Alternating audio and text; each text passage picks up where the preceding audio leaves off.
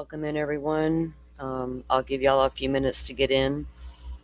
Hope everybody went and grabbed some lunch or a snack or whatever you got going on with your time zone. Do your thing, get comfortable.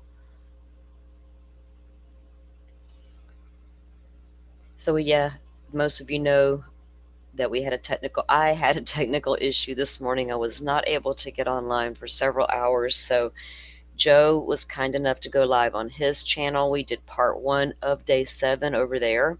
I'm going to add that to the playlist this evening. And then I will drop this live in behind it to complete part 2 of day 7. So again, we appreciate Joe Smo for handling that for us this morning. Can't thank him enough for things like that. Butterfly, welcome back in as always. Thank you, thank you. So I found that testimony that we were going to look at, and boy, oh boy, I can't wait to share it with you guys and get your thoughts. See if you heard the same thing I heard. I have the exact timestamp in case we don't have enough time, so we'll see.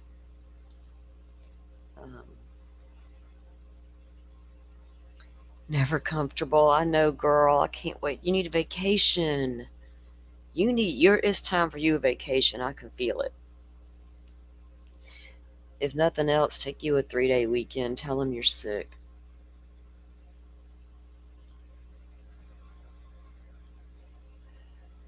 That's what I'd do. Then I would tell myself not to, and it would be a big struggle. And then in the end, though, I learned to just do it. Because I didn't do it often, but just do it every now and then. It's okay. They're not going to fall apart. They'll be there tomorrow. Oh, man. So this case is crazy. You do, girl, you and me both, and that's a shame, right?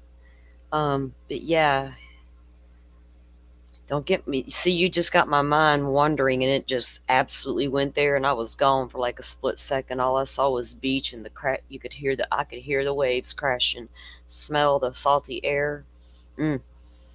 11 more days here. Does that mean that's 11 more days at that job? It's kind of what you've been talking about a little bit with. I need to call. We need to talk. We need to talk. Okay.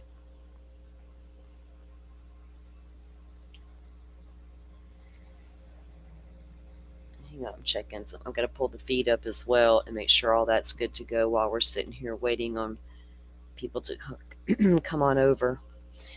Well, they better figure it out before I leave. That's right. That's up to them at that point, girl. You're no longer there. That's no longer your worry.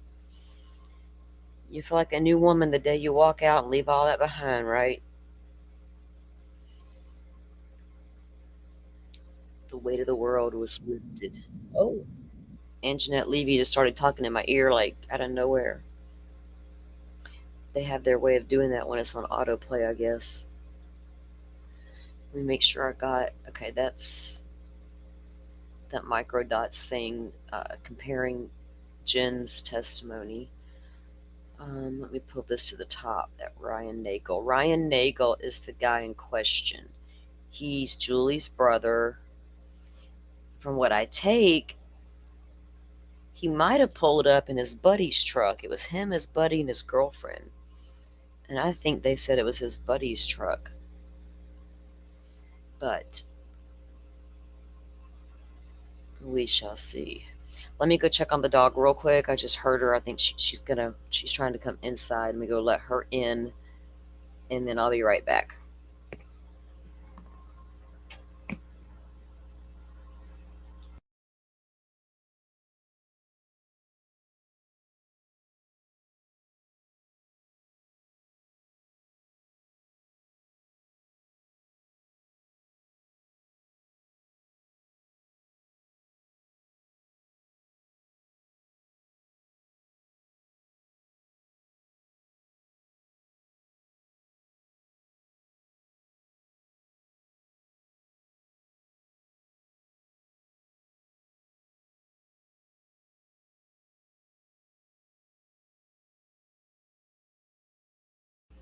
Okay, sorry about that.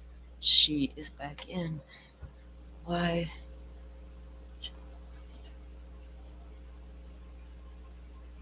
There are a lot of scenarios. It's becoming clear to me that nobody saw this guy outside, though. Not one person's yet to say they even saw him anywhere. It's crazy. Of course, they didn't see him in the snow. We know that. They didn't see him anywhere else. Nobody but they all saw her just sitting there. How odd is that? So they're indicating that she hit him once she reversed and boom, and then just sat there. Drove over from Joe's. Thank you. Thank you very much. Oh, it didn't register, Sajoy? Oh, thank you for letting me know that. I appreciate you for trying, though. We get views, but I just don't get as many likes. I don't know why, and I'm not the one to remind people. I don't remember to do it. Butterfly remembers long before I do, and I appreciate that so much. Yeah, that's right. That's what's so sketchy. Okay, so I guess they want me to believe now she mowed him down in cold blood because she's mad about Bella's mom. He might go over there later if he gets the chance, because right now he's not. He's with me, which also doesn't make sense, Jen McCabe. Why would she be jealous of him? She's asking you, could he be at Bella's mom's? It's nearby, according to you, so why not? If she don't know where he's at, she's asking you to help her figure out where he's at. How is that so hard to understand? They all have amnesia, right? It's like selective amnesia going on. If they didn't make themselves look so sketchy. That's what I said about Indiana. They make me feel like I'm a conspiracy theorist, right? I'm like, damn, thanks a lot, state of Indiana. You got me feeling some kind of way about myself because y'all over here doing shit in the dark, but we got Canton over here doing it in the light. Isn't that crazy? Like, we're just going to show our crazy all over town and we don't care who don't like it. That is wild. Yeah, I had to do that this morning on Joe's. He couldn't hear me at first, so I had to back out and come back in. But I was on my phone, so I don't know if that played a part in that or not. Okay, I got me a chatter up here with me. I got two. I didn't realize it. Sorry, guys. Sorry. There we go. I had dropped the link. I was hoping I figured you guys would see. I got you. Hello. So, well, what do you? That's more fun. Okay, look, I found I don't know if you guys were listening, but I found the clip of Ryan Nagel's testimony. Oh, okay. I got the timestamp that's important to us, and I'm going to Okay, good. let me pull up the court feed on the side over here on my phone so I can monitor that. But nonetheless, I don't know who you are, lady, but you're going down, voice down. Catherine Loftus is on there talking to them about the KarenRead case. All right, we'll get back to you, lady. All right. Okay, as I was saying, we got his clip. Now I've only listened to it twice, really quick. I scrambled to get the live together, but let me make sure y'all hear what I hear. So let's play it. Okay, let me pull it up, and let me make sure I got my timestamp good because they have it perfectly timed out too, coded out for me. Okay, so we'll go with this part, start it right here. Actually, this is fine. Now, if we have time, we'll review the whole entire thing, but we're going to play this full part for right this second. So he already came in and explained who he was. He's Julie Nagel's brother. His girlfriend and friend went to pick up his sister. Now, remember, we just heard testimony about a screenshot of the text, "Hey, I'm here," to Julie from him. But it sounds to me like they may be in his friend's truck. So y'all let me know if y'all pick that up as well, because he says the guy's name versus my truck. But it's where they were parked and what they could see that got me. All right. Hey, Rach. Thank you guys for coming in. All right, here we go. Is the black SUV that you saw. Or a car length in front of me, a car length and a half in front of me. And as Oops, wait. Something went. That's not where it was supposed to be. Okay, hold on. Okay, here we go. Going to pick up Julie, his sister. to Brian Albert Jr.'s house, where did that black SUV go? Probably about kind of right in front of the house, I would say. came up to the same house that you were going to? Is that Correct, sir. Yes. And as far as the vehicles being the black SUV and Ricky's truck, are they facing in the same direction? Yes, sir. And which side of the truck? See, he said Ricky's truck. So are they in Ricky's truck? So keep that in mind. Not like there's an extra truck there, right? And this guy looks like he's not the usual Canton guy. Like he never No, it didn't strike me can't- that way. drinks. Isn't that weird that we both got that same perception? Right out the gate? Odd. Okay, so that's what I'm taking, guys. I'll back it up because I want to really get what you guys think. So I'm really trying to figure this fucking parking shit out. This crazy parking situation out. It's got I me want to do a rabbit Google hole. Earth. Like, yeah, Well, I want to do. so Yeah. Mhm. okay, that'd be cool. Firefly sent me a timeline briefing. Let me pull it up on my phone and I'll read it really quick. Okay, so remember when I asked earlier what time did Brian Higgins leave that party in that damn snowplow Jeep? Snowplow/Jeep. 1:27 a.m. he reaches Canton Police Station and goes into the office. So why did he go at 1:27 to the police station? That was before anybody knew John had gotten ran over, Yeah. or bitten by a dog or whatever was going on down there. Then he moves work vehicle around after exiting the office in parking lot, drives home from Canton. How long does that take? Reaches home and gets comfortable. It doesn't say how long it took. It just changes, gets comfortable. According to him, has a couple more drinks and watches TV. 2:22, who does he butt dial, Firefly, and alleges he's asleep? Matt McCabe. Matt McCabe. He sent a text at 2:22.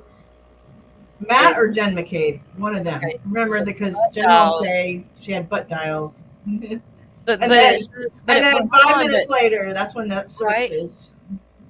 Okay, well, let me ask you this. So it says 2:22 a.m. butt dials and alleges he's asleep. Oh, I thought it meant like he texted them, "I'm asleep." Well, that's not a butt dial. I was confused for a minute. I had to read that all the way out. Okay, So he's asleep He and claims fell on his phone. that's a butt dialing ass town, ain't it? It sure is. Oh, I know what it is. They're all intoxicated and they keep forgetting to lock their fancy iPhones. Uh-huh. Yeah, but you don't Yeah. have to lock them. They lock by You don't? themselves. No. Oh, I don't know. I have my son, both of my kids, all three of my kids have you- all the latest iPhones. I Yeah, am like you- thought that we have the latest Samsungs. If you're not paying attention to it for, I don't know even how long, it doesn't take long. That It it'll lock self-locks. automatically. Okay, Yeah. 'cause- Yeah, right, there's right. a timeout. There's a timeout period where Right. it goes to You a can Gotcha. screen probably lock. adjust it. You could probably make Yes. it longer if you want, but yeah. Exactly. Right. Okay, I got you. Mine, you just push the button on the side. It locks. Well, I know it said that in John. think- When you know somebody was what, reading though? about John, he kept using the Come to button on think his of phone. it, I think mine will do that. If I leave it laid down Self-lock. and I forget to Yeah. lock it, when I come back, I got to unlock it because I got to lock on my. Yeah, because otherwise you could just leave your phone down, walk away, and someone else could access your stuff. So That's true. That is true, and I have one nosy kid. I got out of the three, one's nosy. So I'm like, no. I mean, It's sad because everybody knows my PIN number, so it doesn't matter. right? That's how my kids are too. I They know. know the pin. Even to my like- grandson, he knows. He's like, girl, why do you even have this PIN number? You don't even go anywhere. Nobody cares about your phone. Yeah, they make you set it up. Yeah, the same with my computer. Like Okay, it'll come out so- of my computer. Uh-huh. So he pulls up but let me play that because y'all tell me because they say Ricky's truck. So it sounds like they pull up in this pickup truck and they pull up in Ricky's pickup truck, but let me know if that's what y'all think when I let it play through. The black SUV and Ricky's truck, are they facing in the same direction? Yes, sir. Shit. And which side of the truck that you're in is facing towards the house, Brian's house? Say that again. Sorry. Very poorly put question. So with regard I to the truck that you're in, Yes. is it the driver's side, the passenger side, or something else that's facing the house? Oh, passenger side. So my side. So your side and the passenger side. Okay, so he's in the passenger side. He's definitely in Ricky's truck. So Ricky pulls up, and then there they sit. Okay, so there's three of y'all in that truck. Remember that. You, Ricky, and your girl. She's in the back seat, king cab. facing the house. Yes, sir. And where did Ricky stop the truck in relation to the house? Right in front of the driveway. And when you stop, So Ricky parks right in front of the driveway. Do you guys visualize that house in your head, the driveway aligning with that front door? in front of the driveway, about how far away from you is the black SUV that you saw? Probably a car or a car length in front of me. A car length and a half in front of me. Would that put it near the flagpole? Not further past the flagpole. Like dead in front of the house, just like Jennifer McCabe said, straight out Closer to the front door, right? That's how I would picture it. If he's parked, if I can speak, if he's parked closer to the driveway area, she's a Maybe closer to car the, length ahead. It's I going to guess put it would her be more closer to the towards front door, but I think it's putting her closer to More- the front door than the flagpole versus, you know what I mean? at first, but as she far said up she as they- moved up. Yeah. Mm-hmm.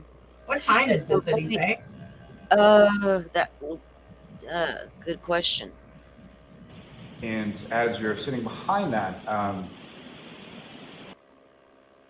Well, I should have noted it in my notes what time I did. 12:23 was at the time he texted his sister to let him know he was there. That Oh, should okay. come up in just a minute. Hang on, let's see if it does. It should. what, if anything, was in between the truck, Ricky's truck, and the black SUV in front? There was nothing, sir. And Nothing between Ricky's truck and the black SUV. Nothing.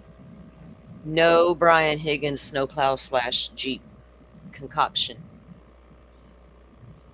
Here, these boys don't have snowplows. They have these big old monster front ends. Take out a deer in a heartbeat.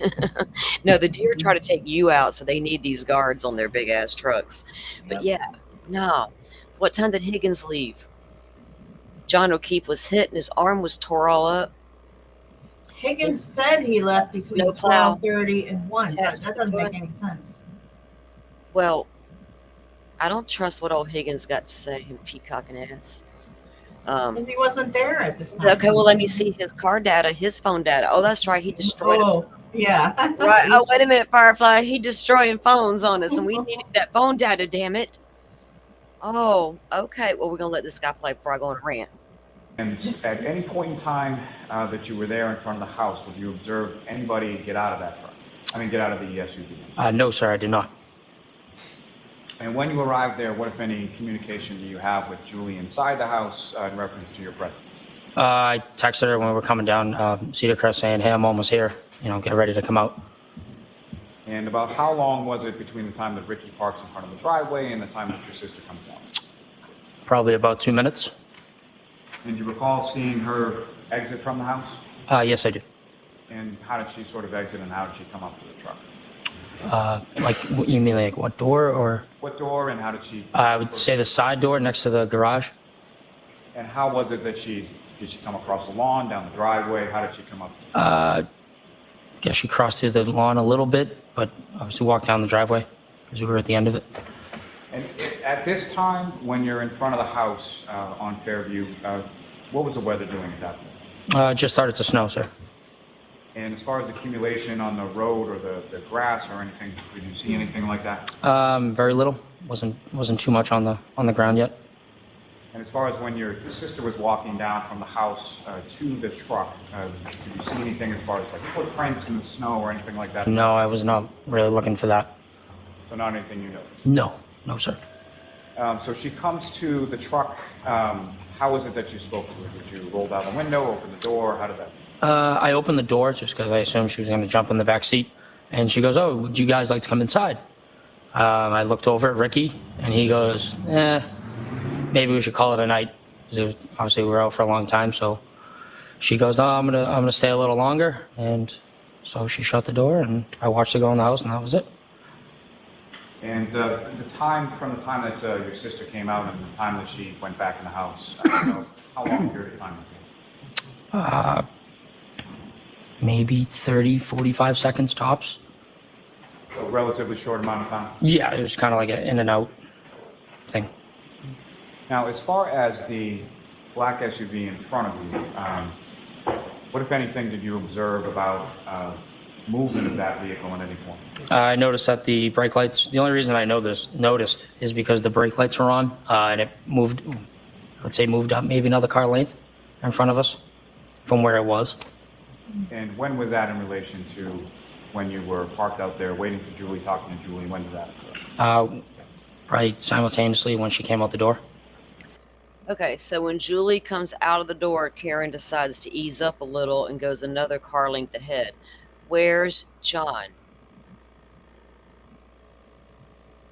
Sir, you don't see him, and this prosecutor's not even asking that not yet. That's true.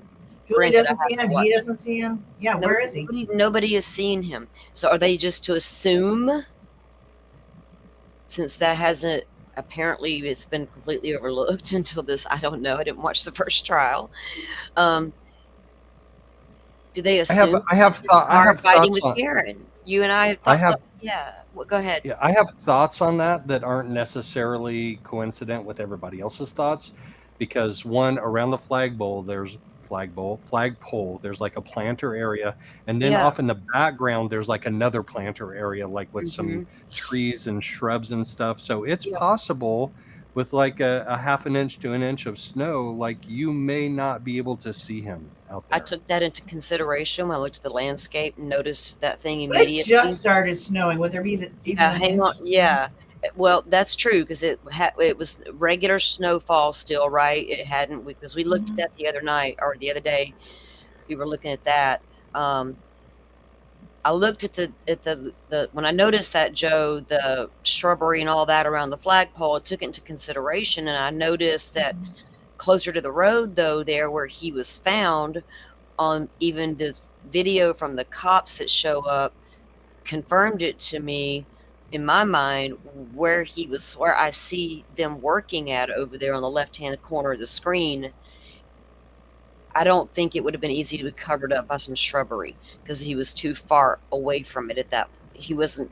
Does that make sense? Do you know what I mean? He wasn't like thrown Yeah, he up was in front of against the that area. shrubbery. Not, Yeah, I don't think he was thrown as far up toward the shrubbery, close enough to it, because that could be a huge factor. You're right. There's no What doubt I about it. want somebody to look into don't know. is, even if there's a light dusting of snow, I don't know what phase of the moon. They're saying it was super dark, but Well, we wouldn't can the find that out easily. wouldn't the snow sort of reflect the light a little bit too and make it a little Yeah, bit because when more it snowed illuminated? here, it did. I mean, I guess I'm Right. assuming it's that way for everybody. I had 3 days. You go outside, it was like, whoa, it was like being at the beach. So it wouldn't be like super dark. I mean, I don't know. Like somebody needs to do like Well, a thorough scan of that area. The only way it would factor in really without snow even, and Mr. Steve is like, this was brilliant, when I asked him about it, because he'd already talked about it, but you can see so much more at night on a full moon Yes. versus That's why a I'm new wondering moon, if right? they So look at the moon phase. phase is something they always should always take into consideration in an outdoor crime scene. And Mr. Steve, for those of you who don't know, who's from True Crime Web, he's a retired law enforcement detective. Amazing guy. Lots of CSI training in the background there. But yeah, he was like, that should be one of the first things they consider in any outdoor crime scene, is the moonlight that night. Because It says a waning crescent, so there wasn't very much. Oh, okay. Not much moonlight at all then, did we? Okay. So no big bright Okay, well, light that's in the good to know, sky. 'cause I'm wondering. Yeah, That makes a big difference, right? It does, because if, like Joe said, even if it was against or in a little bit of the shrubbery, like even halfway, partially, and then the snow was already starting to cover, would you see somebody there? You might not. Because wouldn't it be a little bit blinding? Doesn't that snow kind of get a little blinding if it It reflects? can, yeah. I don't know. I don't live in that. I know the beach will do that to me, and we got crystal white sand, right? And certain times that sun will hit it, it'll reflect back at you and just blind you. It's like, stop it, sand, be nice. But there has to be light move around up to a little bit reflect further it. So Exactly. Lots of if it's cloudy outside or overcast, I'm not going to get that. But if it's sunny, I'll get it. Totally. If Jen is testifying about his headlights, the Ricky's truck's headlights, first of all, when I see headlights in my peripheral, say it right, Jen, Yes, right. peripheral vision, Peripheral. I can't tell. I can't tell just looking out of the corner of my eye. That's a pickup truck. I know Ricky's truck, unless he's been there like every single night, or 40 nights out of the last 60 nights. I'm not. There are different vehicles with different headlights, and there are different vehicles with similar headlights. But if you're looking at those headlights, Mm-hmm. your pupils do get, Oh yeah, constricted, and then you can look across the lawn and not see something not that see may That's be true. there. That's a good point. not Yeah. see anything. That's why I cannot drive at night. Okay, Yeah, if me if too. I'm passing a vehicle, I have to be super careful because I know they're about to blind me with those headlights, and I'm not gonna be able to see a thing for a split second. Like, it's no joke. I will not drive at night. It's got to be a super emergency, and I can't have no other way to Same. get there. Yeah, because it's not safe. It's not just all about me. It's not safe for other people, right? For me Yeah. to do that to other people, because I literally can't see when they pass me. And the road I live on, that 15-mile stretch between me and town, that's not the road to be doing that on. Right. It's getting dangerous out there right now. People want to pass each other and be ridiculous for no reason. You know, I had one come out of the fog dead at me and my grandbaby on the way to the school that morning. Oh, that dude got cussed out all the way to that school. I was like, that. Oh my god, it made me so mad. There was no sense in it. He passed a car last minute, couldn't see me at all. The fog was so thick. Oh man. We all that's knew it. horrible. Boom, there he was. Fortunately, I already had it in my mind someone was probably going to try that shit, so I was driving slow on purpose and pulled closer to the right shoulder because I had my grandson in the car. Because I was prepared that was probably going to happen, and damn if it didn't. And my grandbaby's like, "Whoa, Grandma, you were right." Because I just got through telling him some fool's going to try me. Well, I'm not having it. So here we go. Thank you, ancestors. Yeah. This guy says nobody between him and KarenRead. So when did Higgins show up? Okay, no, 12:30. Let me get my notes real quick. Firefly, hold on. Where's my clipboard that I had everything on earlier? The screenshot. Okay, here it is. The screenshot was taken. I think they said 12:23. Somebody in chat, you might, if you need to correct me on that, go for it. But I think they said 12:23. What time did Karen arrive? That's also in my notes. Shit. I got to build my timeline, just like have it at a glance. Right around then. I mean, Okay. what? 2:14 or 12:14 or something like that. Okay, so then you got to go back and look at John's data, his movements. When was he on the move? Was he on the move out there at 12:23 when he's sitting out there sending his sister a text, "I'm here"?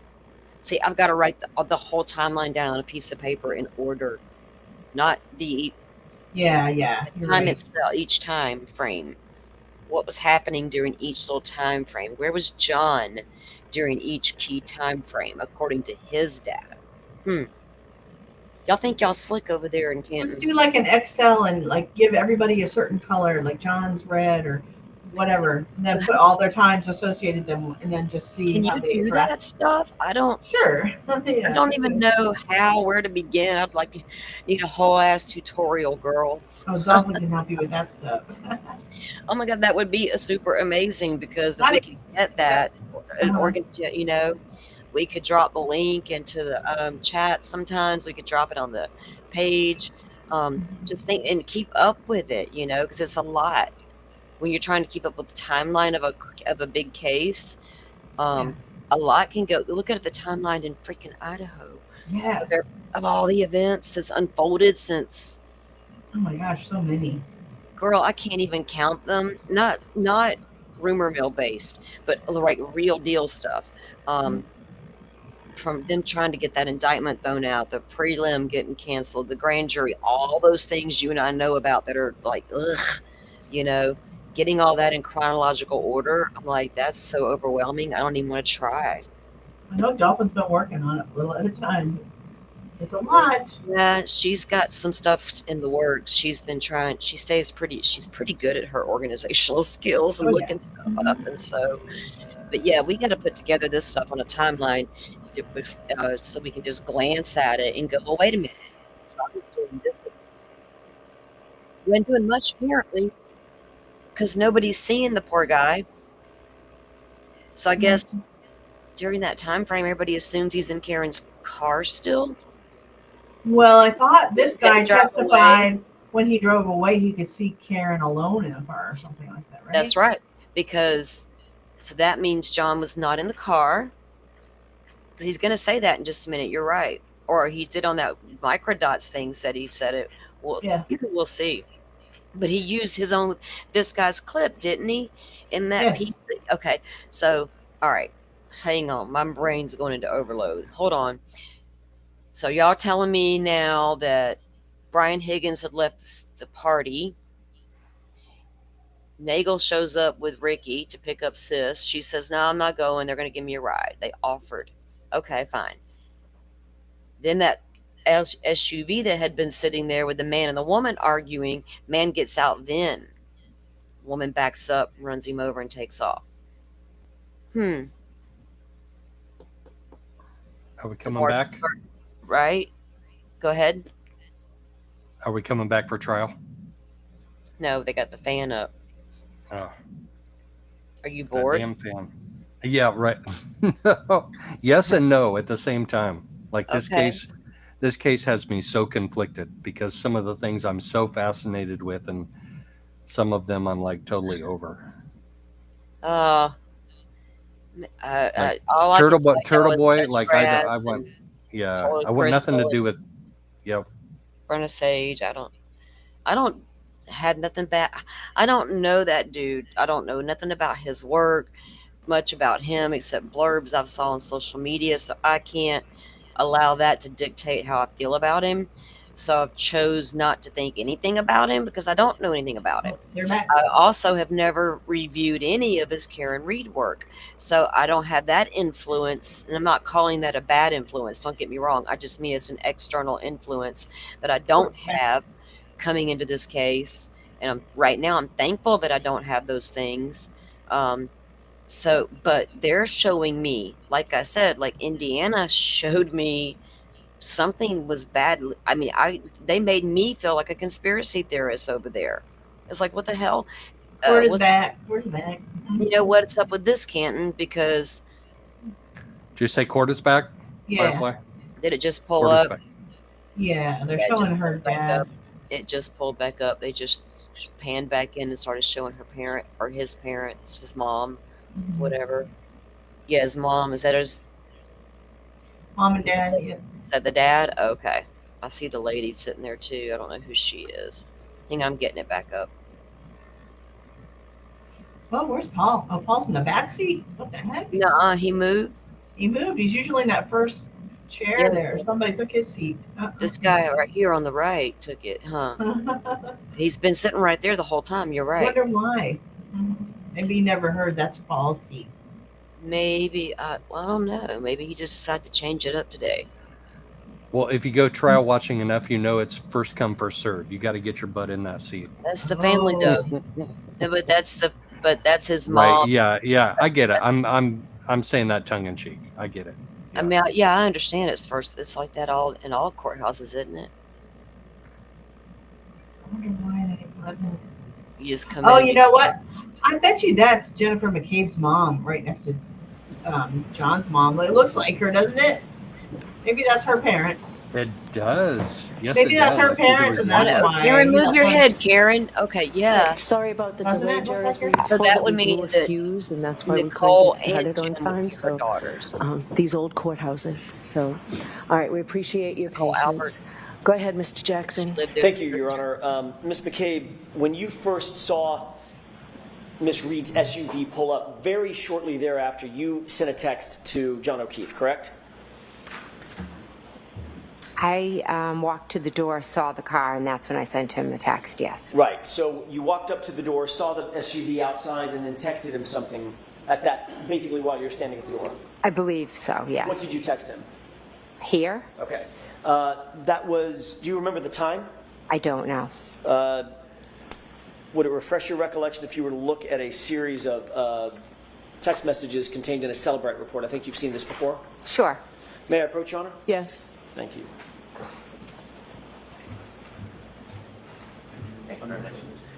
May I ask one foundational question before Okay. I give this to the witness? Ms. McCabe, I'm going to ask you about a series of text messages. It's not a memory contest in terms of the timing. I'm going to ask you about probably 5 or so. All of those purport to be contained in here. Do you remember the times of those 5 texts? I don't off the top of my head. Do you think it would refresh your recollection to look at all those in one felled swoop as you look at this document? So I don't have to go back and forth? Are these in evidence? This is not in evidence to my knowledge. Not yet. Would it help you to remember? Yeah. Okay, why don't you bring times. it to Ms. Thank you. McCabe? Thank you. Thank you. This is just my signature. This one is. Yeah, I just think so. She's looking at prosecution for approval.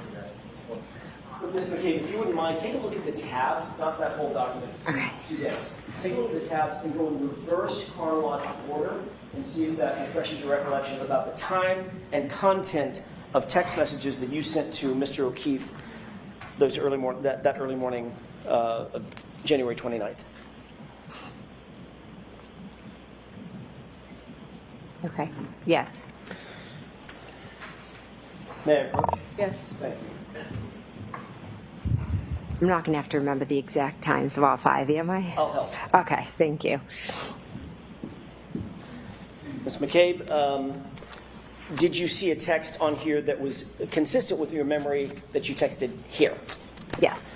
And was that at 12:14, I'm sorry, at 12:27 a.m.? I don't know if exactly, I'm assuming if it's on that paper.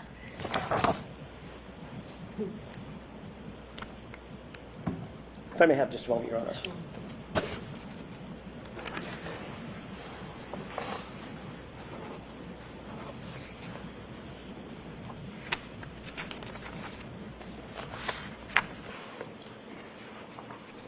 Why don't I see counsel at sidebar for just a minute?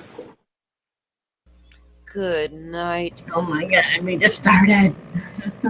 Rachel's comment's interesting, isn't it? Yes, definitely. Rachel, do tell, girlfriend. But he sat there the entire trial last time. I mean, Well, he kept. You and I noticed that look in his eye, though. Oh, yeah. That look Oh. on his face. Who was he intimidating to? Karen? Who complained? She really. That's petty if she did, because I don't find him intimidating. It's got to be somebody else because No, well, it could be her. I'm not saying I wouldn't put it past her, but personally, I don't think anybody intimidates KarenRead. You know what I mean? But she might have been, no, he was trying. It felt like he was trying hard. You know what I'm saying? I don't know. He might not have been her, though, like you said. Could it have been somebody else? But who would it because have this been? is no change from before. This is his usual behavior. So Well, who would he be trying to intimidate? The jurors, like bullying them into making somebody on the witness stand, maybe. I don't know. Oh, that's Ms. good. McCabe, That's we're what- going to make thank it a you. little That- easier that for you, helped. okay? Thank you. It has to be who's somebody he's intimidating besides her. That would matter. You know what I mean? May I? Yes. Your Honor, I would offer the following stipulation at 12:14:27 on January 29th, 2022. Text message from Jen McCabe to, text message from John O'Keefe's phone to Jen McCabe's phone. Where to?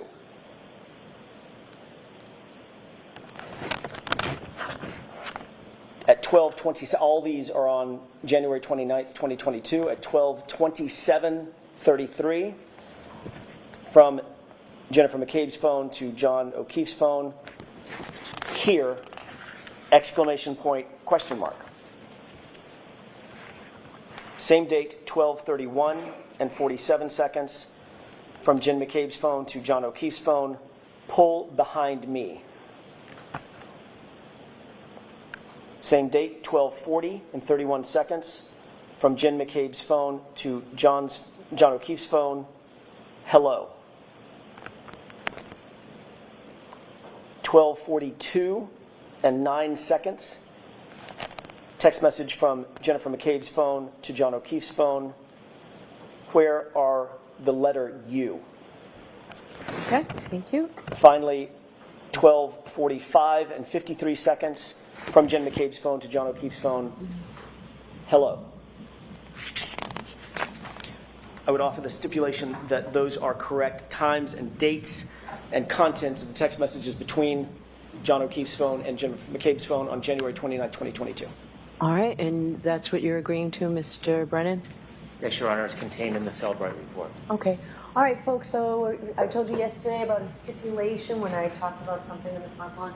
This is similar. So what you just heard, John texts, both I'm lawyers here agree at that that's information 12:27. contained in a The Cellbrite screenshot from report. Nagel to Julie, I'm here, was at Thank you, Your Honor. 12:23. May I continue? Yes. At some point, you indicated that, and by the way, Ms. McCabe, at 12:27, it's now been stipulated to, you texted a single word, here, exclamation point, question mark, correct? Yes. Okay. You indicate that you saw the SUV move up after it was in front of the 34 Fairview residence. It moved up some number of feet, correct? The next time I looked, it was at a different location. Right. Now, you did not see the white Jeep move from the place that you originally saw it in front of the mailbox, correct? I never looked out at the white Jeep. But you never saw that move, ever. No. As a matter of fact, Mr. Higgins, that Jeep was in the same spot while Mr. Higgins was inside the residence until he left, correct? That's what I would assume, yes. Okay. And you never saw him go out and move his car and come back in or anything like that? I never did, no. After you, it's fair to say that once you noted that the SUV, Ms. Reed's SUV, was in front of the location, you started paying some attention to it. I went to the door a few times to look out, yes. As a matter of fact, in the course of about 19 minutes, you went to the door no fewer than 5 times, correct? I'm not sure if it was 5. You've indicated previously that for every time you went to the door and saw the SUV, you texted something, which are the texts contained in the document that was just stipulated to. Is that right? I did text 5 times, you are correct. Okay. So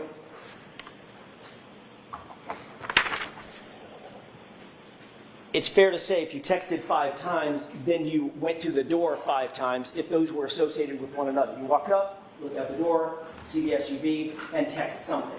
Here, pull behind me, where are you? Those texts, correct?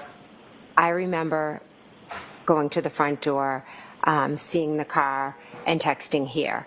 When I went to the door the second time, the car had moved up towards the flagpole, and I texted, pull behind me, because I thought, did they not know where to park? Did they think they were at the wrong house?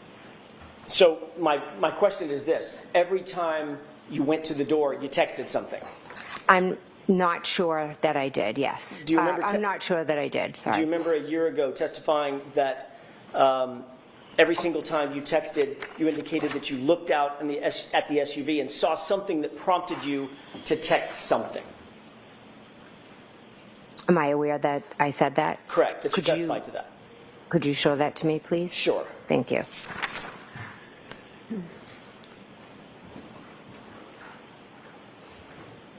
She was definitely prepped. Heavily. May I, Your Honor? Yes. Take a look at the highlighted Sure. portion and just read that to yourself. Let me know when you're finished.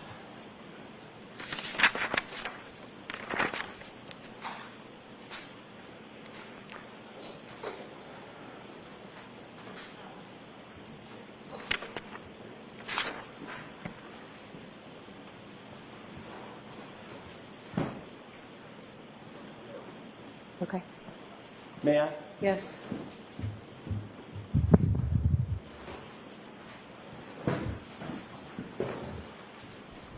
Ms. McCabe, does that refresh your recollection about the issue we were just talking about?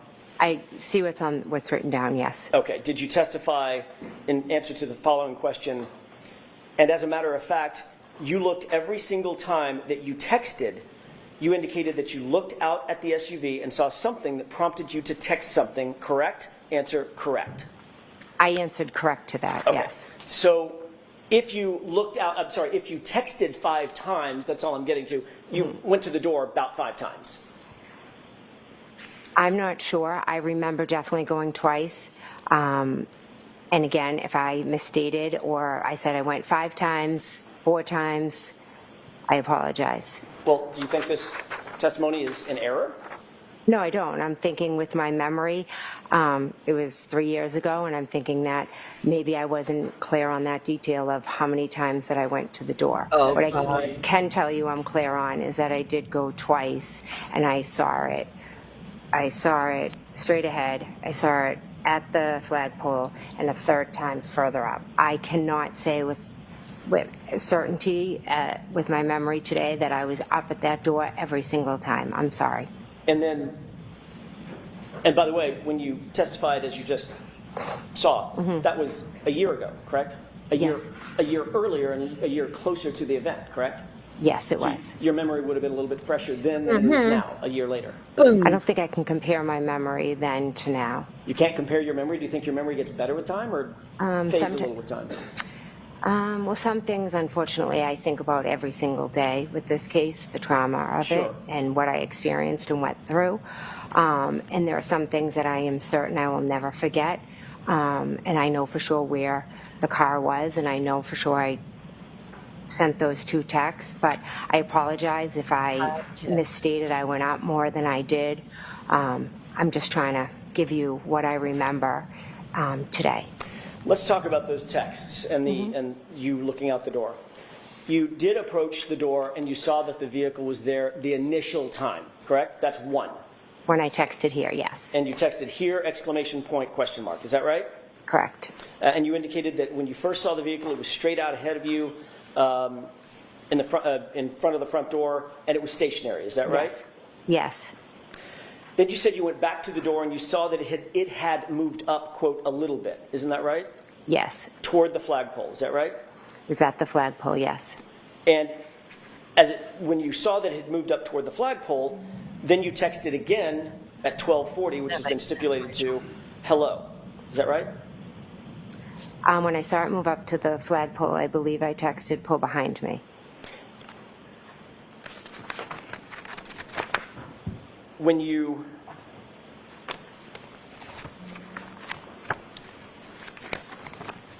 went the second time,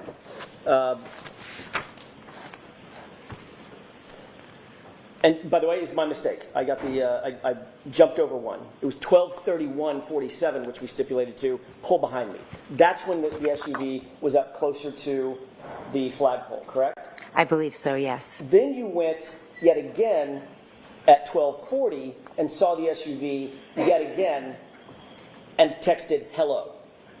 It was the second hello. I'm not sure if that was when I texted hello. But you did see that the SUV had moved again. Yes. Now where was it? At first it was straight ahead, then it was at the flagpole, and then it was further up. Then at 12:42, 2 minutes later, you texted, where are you, correct? Yes. Okay. At that point, it was still up by the flagpole? No, I'm not saying that it was still outside. Where was it? I'm not sure where the vehicle was. At 12:45, you texted yet again, hello. Is that right? Yes, I did. You indicated that was, you texted hello the last time you saw the vehicle. Is that right? I'm not saying that today, no. Well, did you say it previously?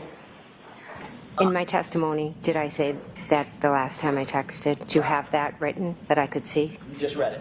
Well, that was your question that you had read to me. I never came out and said that. Ms. McCabe, I asked you if you testified to that a year ago. That's my question. Did you testify to that a year ago, that when you went, every single time you went to the door, you texted something because seeing the vehicle prompted you to text something to John? That's a summary of maybe the, Did you testify to that a year ago? to what? That when I went to the door? Yeah, different times when I went to the door, I did text, yes. And then you testified as well that you went to the door a final time and saw that the SUV was gone. It had left, correct? Yes, at one point I did. And that was just a couple of minutes after your last text at 12:45, is that right? I'm not sure of the time.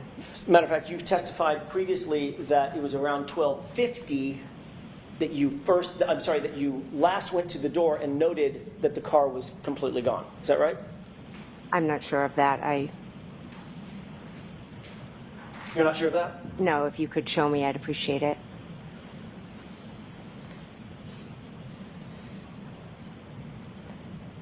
At some point, did you note that the vehicle was gone? Let's get to that. Yes, Around what time was that? I do not know. 12:45, a little before, a little after? I'm not sure. I can't give a time. Would it refresh your recollection to look at how you testified to that particular time last year? Sure. May I? Yes. Yeah, our flag. The highlighted portion, Thank you. Ms. McCabe? It's changing. She just admitted it. Or a minute ago she did.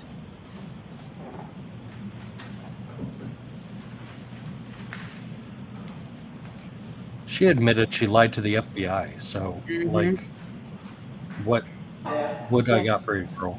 Nothing. Yeah. Ms. McCabe, does that refresh your recollection as to what time last year you indicated that you went to the door and saw that the SUV was gone? It says on the paper that I was asked if after 12:45 it was gone, and I answered correct. Okay, I never gave a time. all right. And that coincides with the last hello that you texted to John's phone, correct? Again, I don't have that paper in front of me. Is that the Well, that's the time? stipulation. That's what you don't need to worry about Okay. that. That's been stipulated to. Your last hello text was at 12:45. Okay. Okay, Yes. so that coincides, that testimony from last year coincides with your last text message saying hello. You noted that the SUV at that point had gone, had left, correct? Correct. So if I hear your testimony correctly, you saw the SUV It's in all sat position up in one. that seat. Yes. There was a text or something. Thanks, or two, Rach. maybe. Then you saw it in position 2. You went back to the door and noted that SUV had moved and it was now closer to the flagpole, correct? We've just asked two questions. It had moved closer to the The flagpole. first question is, you said I saw it and I sent a text or two. I know I just said one here. Okay. Then you saw it a second time, Correct. and now it's closer to the flagpole. Yes, correct. And there's texting going on. I'm not getting down to the minute of the text, but there's texting going on. You're sending texts. I'm sending, yes. Okay. Then you went back to the door a third time and saw that it moved beyond the flagpole, correct? Correct. Then, according to your testimony last year, you went back to the door at least a fourth time to see that it was gone, correct? I believe so, yes. Okay, so at bare minimum, based on your testimony today, you were at the door looking out the window at that portion of either the yard directly in front of you, and in front of the house, or toward the flagpole, or beyond the flagpole, 4 times, correct? From last year's testimony, but what I remember today No, Ms. with McKay, that's not certainty my is question. twice. You need to let her answer the question. No, Answer no, your no, no, no. question. Go ahead. Not if she didn't answer his What I remember question. certainty is looking at it out front, at the flagpole, and beyond. I got I don't that. remember how many times I went up to the door. I was back and forth. No, cat-splaining is But- not okay. According to you, you saw the car in 3 different positions, correct? Correct. He's So trying that's to establish at you least should have 3 seen times to the John door, O'Keefe out there. correct? Correct. And you saw the They're wearing car me out gone, with this conversation. Correct. 3 plus 1 I'm already is already there. 4, correct? Correct. So Look, now I you're should telling see us that you went to the door a minimum of 4 times and looked across that yard at the SUV, correct? Correct. I gotta watch my mouth, man. It's bad.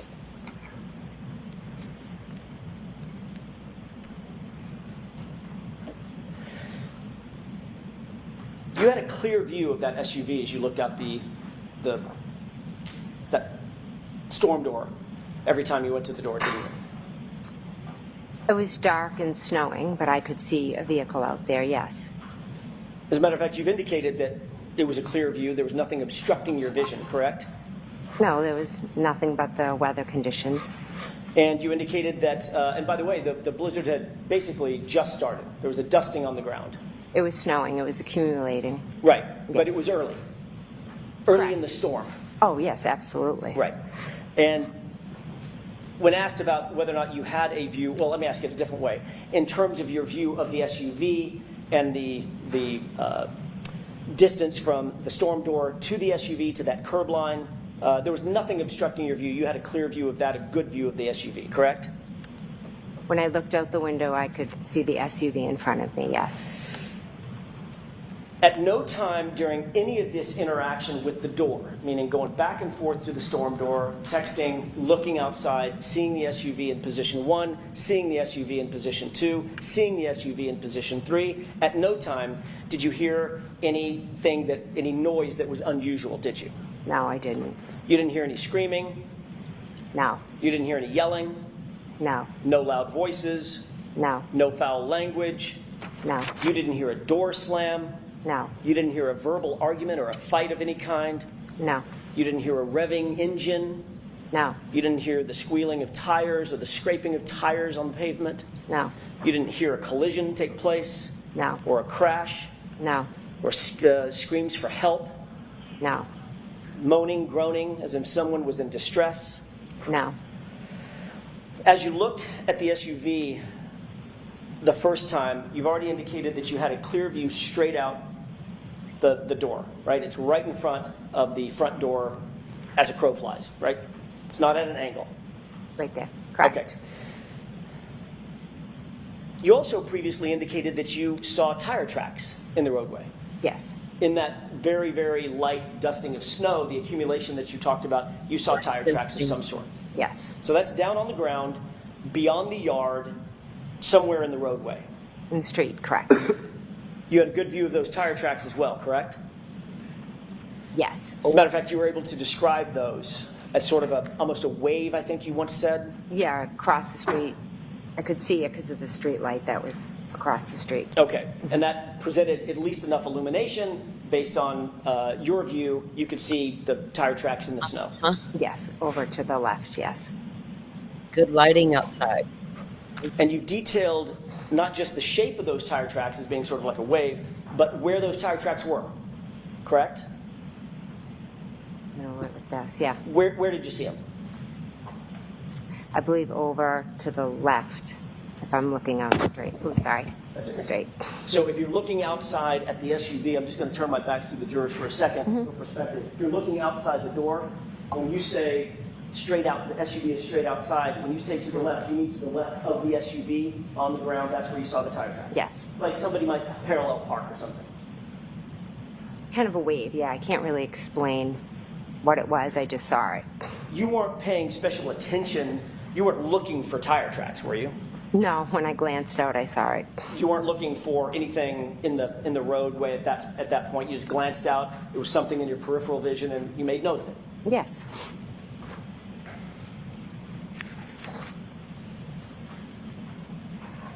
And the only thing between you and the SUV as you looked out was the lawn.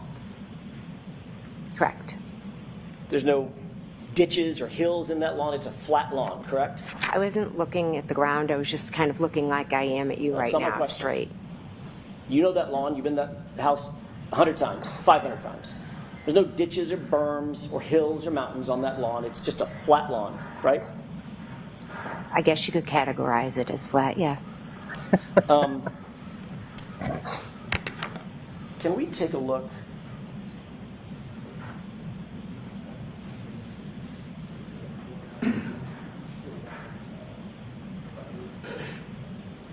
I guess you could categorize it as a flat lawn. Like seriously, lady, can you categorize it as anything Yes. else? So that Does any- elevation change in John's phone, would that necessarily be driving up and down hills? Mm-mm. There's, Nope. the area's pretty flat. Mm-hmm. He's going up and down the steps. And Can you take a look at that Sure. photograph for a quick second? my Tell me if goodness. you recognize it. I do, yes. What do you recognize that as being? 34 Fairview. That's the same photograph with just a little modification on it that you saw a few minutes ago. Yes, Your Honor, I'd ask that that be marked as identification. Okay. Wish to publish? Not for identification, no. I'm happy to look at it as, Your Honor, if I may, if it's marked for identification, I sure. wouldn't object to showing it. Rachel, Okay. thank you for that email. That All was right. very It's a helpful. chalk at this point. Appreciate you. may I publish? Yes, Thank you. May I approach? yes. thank you. There you go. Mr. Wall, can you make that? There you go. Thank you. What's depicted in that photograph? 34 Fairview? Do you see the front door that you went in? I do, yes. Can you point it out for the jurors, please? Sure. Right there. Okay, the one with the brick steps leading up to it. Yes. Now, with this perspective, can you point out the side door? Sure. That looks like a screen door just to the right of the hedges. Yes. With that perspective, can you point out the garage door? Or that one. Sorry. That's just to the right of the window inside that recess of the home? Yes. Okay. And does that fairly and accurately depict the lawn as it was on January 28th, 29th, other than the fact that it's different weather? Right. The shape of the lawn? Yes. Okay, thank you. Let me take that down, Mr. Wall. So what was that marked as, Madam Court Reporter? Thank you. Your Honor, I would ask to move that in evidence. If we need to take a minute on that, I'm happy to, but that is my request. Is there an issue? No, I won't object. Okay. 46. Thank you, Your Honor. Firefly, go check Discord DM if you can. May I continue, Your Honor? Yes. The first time you looked out over that lawn to the SUV, you did not see John O'Keefe, did you? No, I did not. He was not outside that SUV. No. He was not standing or sitting. Not that I saw. He certainly wasn't on the ground, was he? Not that I saw.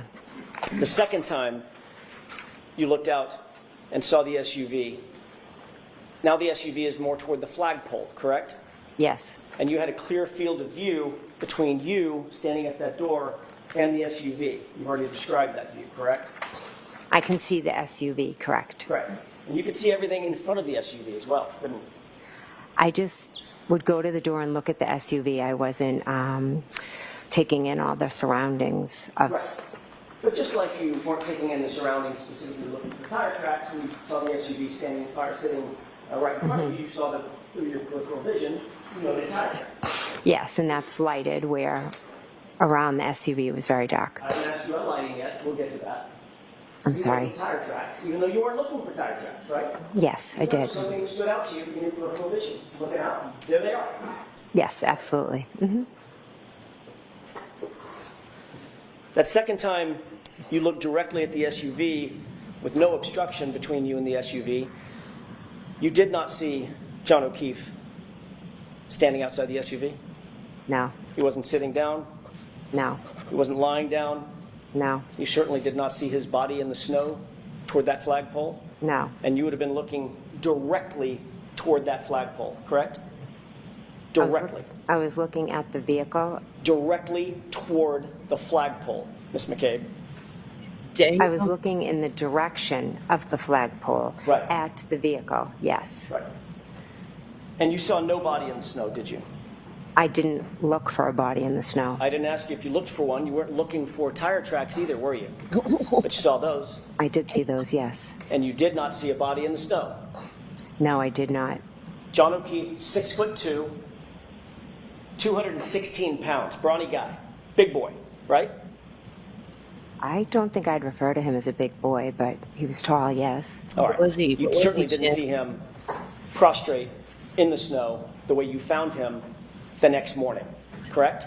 Later that morning, I didn't see anything on the ground, no. correct? Is he the only fit guy in town? The third time you looked out toward that SUV, it's still in the direction of the flagpole, but a little further up, a little deeper to the right, correct? Yes, Again, looking directly in the direction, at least, of the flagpole and that area of the yard, you were looking beyond that to the SUV, correct? yes. You did not see John O'Keefe standing outside the vehicle? I did not, no, He was not sitting outside the vehicle, no. and he certainly wasn't lying on the ground, was he? I didn't see him. And the last time you looked out, Ms. McCabe, this is now 12:45 or so, the last time you looked out, the SUV was gone. Is that right? Yes. But you were still looking in that direction because that's the last place you saw the SUV. Is that right? I looked out the window like this. I wasn't searching anywhere, but just glanced out the window, and I didn't see it. I'm just asking you direction. Not whether or not you were searching. I know you didn't send out a search party. That's not my question. My question is, were you looking toward the area where you last saw the SUV around 12:45 a.m.? Yes. That would be directly across the lawn, directly past the flagpole, and directly into the street where you last saw the SUV, correct? I glanced out. Yes, correct. And the same way you glanced out at the SUV, to use your words, glanced out and saw the tire tracks, right? Correct. Yes. But you did not see John O'Keefe standing on the lawn. No. You did not see him sitting on the lawn. No. And you certainly did not see his body lying on the lawn, did you? No. No, I did not.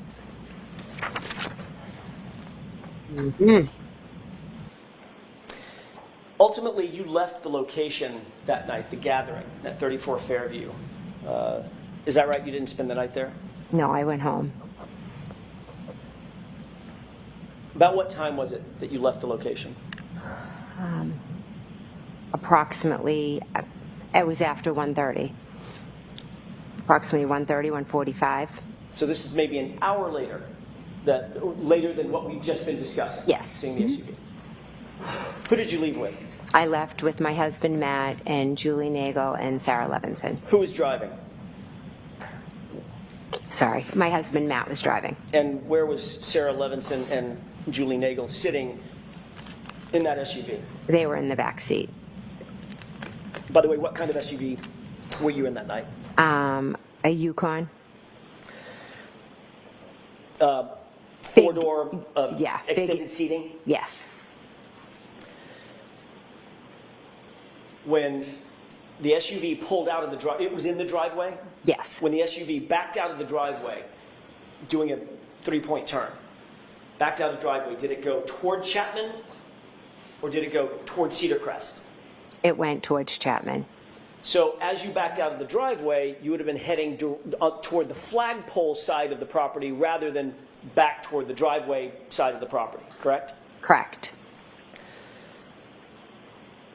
You would have driven directly adjacent to the area where John O'Keefe's body was later discovered at 6:04, 6:03 a.m., correct?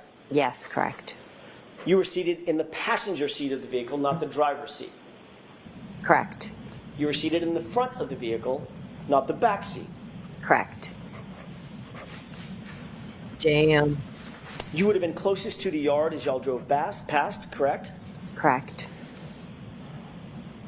That's a newer model Yukon. I'm assuming that the headlights automatically turn on at night? Yes. So the headlights were illuminated? Yes. Did your husband, Matt, did he turn on the brights? Or did he leave the beams on low? Or do you know? I don't know. But certainly the area in front of that SUV, that Yukon, was well lit. The lights were on, yes. You did not see anything out of the ordinary as you drove right by that location, did you? I was looking in the back seat when we were driving. Did you see anything out of the ordinary on that lawn as you drove by in that SUV? No, because I wasn't looking at the lawn. You certainly did not see John O'Keefe dressed in dark clothing laying prostrate in the lawn. No, I did not. You said that you were turned around talking to the other young ladies in the SUV, Julie Nagel and Sarah Levinson. Is that right? Yes. You indicated that you were engaged with them about a conversation having to do with bread and maybe peanut butter or something. Yes. You didn't, as you passed by that location adjacent to where John's body was later discovered, you didn't hear Julie Nagel say anything out of the ordinary about having seen something. No. You didn't hear Sarah Levinson say anything out of the ordinary about having seen something. No. And according to you, you were turned around, directly engaged with both these young ladies as you passed by that area where John's body was later discovered. Is that right?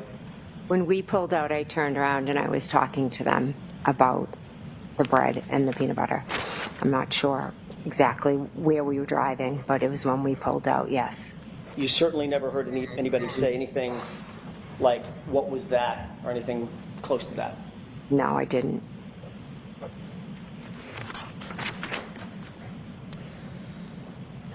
I'd like to turn your attention to your arrival back at 34 Fairview just after 6 a.m. the next morning.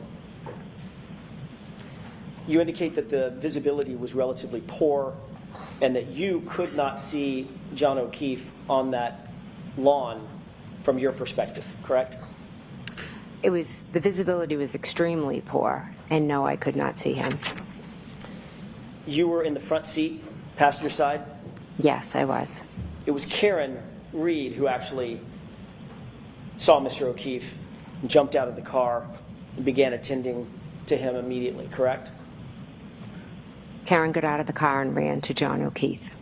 And you stayed by the car, and Miss Roberts ran over to assist Miss Reed in giving first aid to, at least initially, to Mr. O'Keefe. Is that right?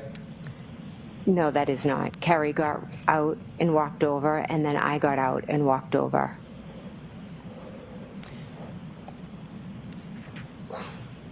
You indicated that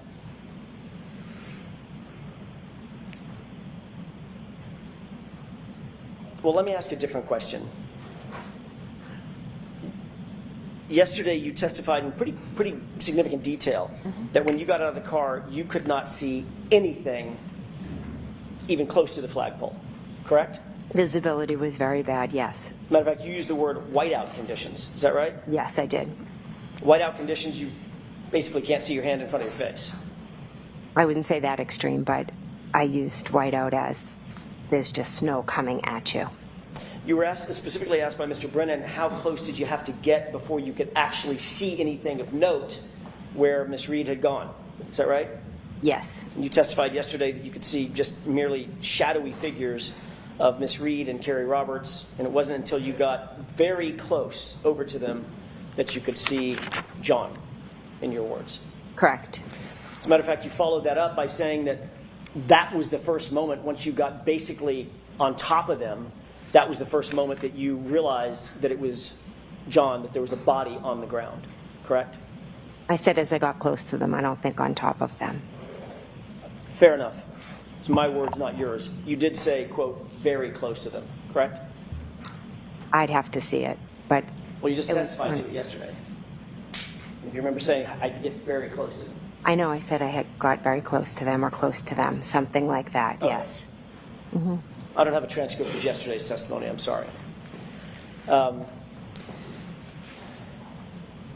Last year you testified to something very different than that, though, didn't you? No. Isn't it true that last year you testified that you got out on the passenger side of the vehicle, which is, we'll agree, the furthest side from the lawn, as Miss Roberts was driving from Chapman toward Crestview, Cedar Crest, correct? Yes. You testified that you were on the passenger side, and as you got out of the vehicle, you noted that KarenRead was already at John. Is that right? As I got out and walked around the back of the vehicle, the shadowy figure of Karen had already gotten onto something. You further testified that as you got out of the vehicle, you noted that she straddled John, lifted up his shirt, lifted up her shirt, and went to lay on him. And Miss Roberts went over and said she started removing snow from John's face. Correct? I have the page and line number. Where are you, Sure. Mr. Jackson? May 17, 2024, RT 114, lines 14 to bottom, onto 115, line 4. Is that how you testified last year? I'm sorry, would you mind just repeating it? Sure. Thank you. You testified in substance that you were on the passenger side of the vehicle, and as you got out, quote, as I got out, end quote, she, Miss Reed, was already at John. You indicated that you saw her straddle him, lift up his shirt, lift up her shirt, and lay on top of him while Miss Roberts went over and removed snow from his face. That's how you testified last year, correct? Yeah.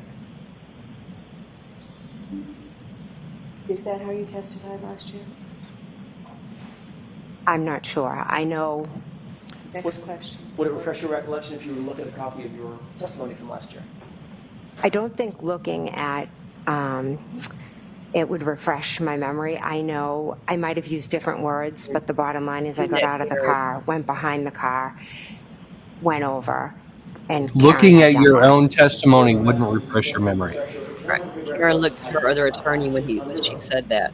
I was watching her reaction. She's like, this bitch. Refresh your recollection to see your transcript from last year.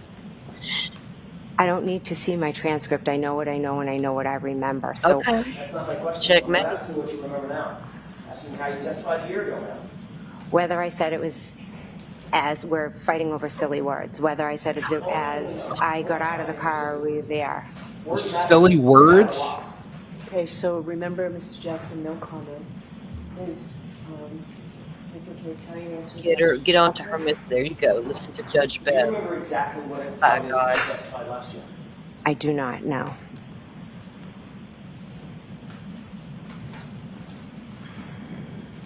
May I approach? Yes. Yeah. We're gonna get Thank you. we need shirts, right? Say I don't recall and I'm not sure. Miss Shorty, if you're listening, I got my mug. Thank you so much. Got my Camp Shorty coffee cup.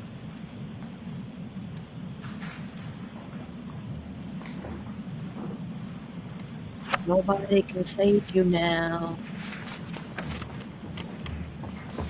It's awful. You gotta save yourself sometimes, don't you?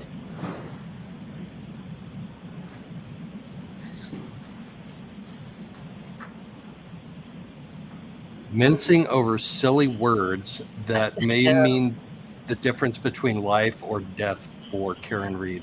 Like, Yeah, that's she's- not mincing over silly words. To her, I guess it's mincing over The silly thing is, she's the queen of mincing over little words. Like, so she's like snarky about little details in words all the time. It's crazy. Oh, my dog just walked in. Ms. McCabe, does that refresh your recollection as to how you testified in substance last year? I see what it says I said, but it's a little bit different than what you stated. Okay, then let's walk through that. Did you indicate last year that as you got out of the vehicle, that's when you could see what Ms. Reed was doing with John O'Keefe, down to the detail of pulling her shirt up and pulling his shirt up to try to go skin to skin? I object.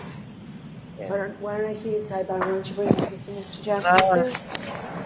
Seriously, why They're they gonna protect go this over- lady? Like, come on, she's lying. Yeah, they're gonna go over there and say no badgering the witness, none of this, none of that, none of that. They're all She's making it sound like, oh, it was so dark, I couldn't see. She was so shadowy. That's She was what a they're- shadowy figure, and yet Yeah. she saw all these details in her testimony last year. It's Come amazing on, that- she's a yeah. liar. It's amazing that she can see and hear and remember certain things, and then there's got that selective stuff she can't. You know, and how convenient now you're turned around talking to your friends as you're pulling away, doing this 3-point turn to turn around and go back. Yeah, and that's why you don't see Mhm. John O'Keefe, because you weren't looking. And I can't remember. I conveniently can't remember what I testified to about a year ago. I Yeah, can't. Like, I have no idea how I it doesn't testified. even want to get a look at it to refresh her memory. No, that won't refresh my memory. I know what I know now. Oh, How did she get up with that? Like, how does a judge let her do say that? That's crazy. oh my God, All right, now you can go. that's wild, y'all. Thank you. Ms. McCabe, is it true that you had the following colloquy last year on this subject? Answer, I was on the passenger side, so as I got out, she was already at John. Question, so she gets out and essentially makes a beeline over to where John was. Answer, correct. Question, and you're getting out of the passenger side, and by the time you come around the car, she's already there. Answer, yes. Question, and when she gets over there, what, if anything, could you see at that point?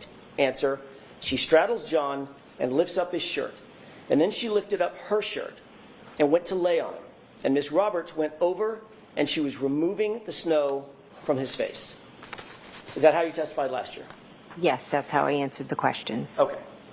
Clearly, you didn't indicate last year that it was whiteout conditions, you could see nothing of the kind, and you had to get quote-unquote very close to him before you could see anything, correct? Objection.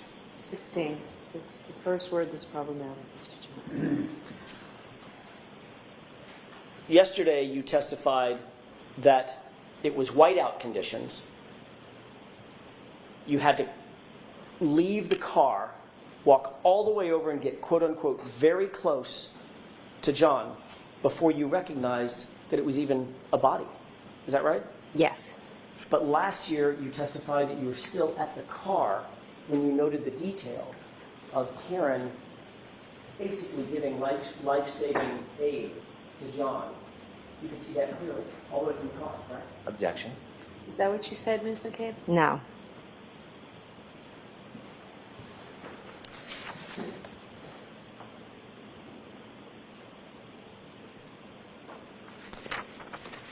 Is there a reason, Ms. McCabe, that you might wish to improve your testimony this year than last year, over last year, with regard to the distance that you could see Ms. Reed engaged with Mr. O'Keefe? No. Are you trying to suggest or improve your testimony to suggest that you had no idea that there was a body there and nobody reasonably could have even seen a body there as you drove up? Objection. Is that what you're trying to say, Ms. Reed? Ms. McCabe. McCabe. Can you repeat the question, please? Not sure. I'll give it a shot. I'm sorry. Are you trying to improve your testimony this year over last year to suggest that reasonably nobody could have seen where John was from the car? I'm not What you're trying to do? I'm not trying to improve my testimony, no.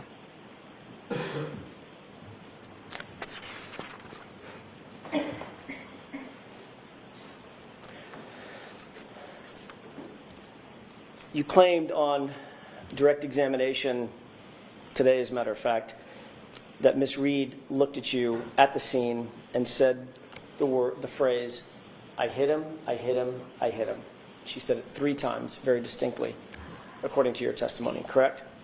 She did, yes. That was so impactful that it had the effect of putting you in some sort of shock and horror. Is that right? I was in shock the whole morning, but that statement definitely was a lot. And that's an incredibly memorable statement for you to have heard and now recount to us in this trial, correct? Correct. Something that you wouldn't easily forget or overlook. Is that right? Something I wouldn't. Something you would not easily Correct. forget or overlook. Is that right? Correct, yes. As a matter of fact, some might say it's the centerpiece of your testimony. Objection. Sustained.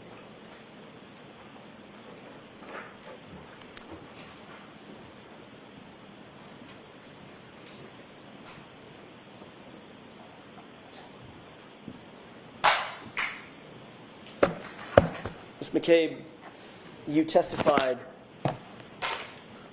at a grand jury in April of 2022, did you not? I did, yes. Before you testified, you took an oath, very much like the oath that you took before you testified in this case, correct? Correct. You swore to tell the truth, the whole truth, and nothing but the truth, so help you God, correct? Correct. And that included the whole truth at the state grand jury, correct? Correct. That was only weeks, several weeks, but weeks after this incident, right? April 26th versus January 29th, 2022. Is that right? Correct, yes. Things were much fresher in your mind then than they are now. I wouldn't necessarily say that. Especially something as momentous as an admission from my client that she hit him. Would you agree?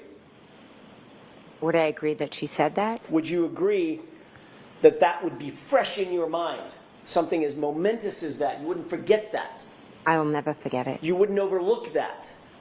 I will never forget it. You would not overlook that either, would you, Miss McCabe? I answer the questions I'm asked. Can you answer the question that I just asked? You're not answering my question. Would you overlook that? No. And the reason you wouldn't overlook it is because it was so impactful on you, having heard that. Not once, not twice, 3 times. I hit him, I hit him, I hit him. Is that right? Yes.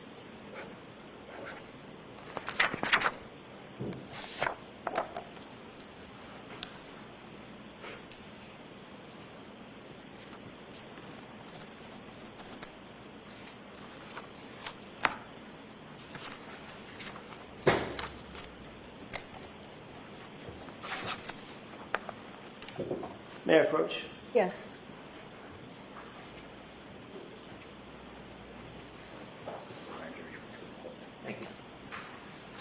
Thank you. Take a look at that document and tell me if you recognize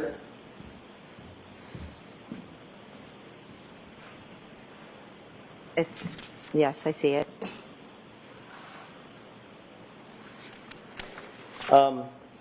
Is that a transcript of your entire testimony at the grand jury in April of 2022? I believe so, yes. You've reviewed it in the past? I have read it about a year ago, yes. You read it in anticipation of your testimony a year ago, correct? Yes, I reviewed it. Have you reviewed it in preparation for your testimony today? No, I haven't. Yesterday.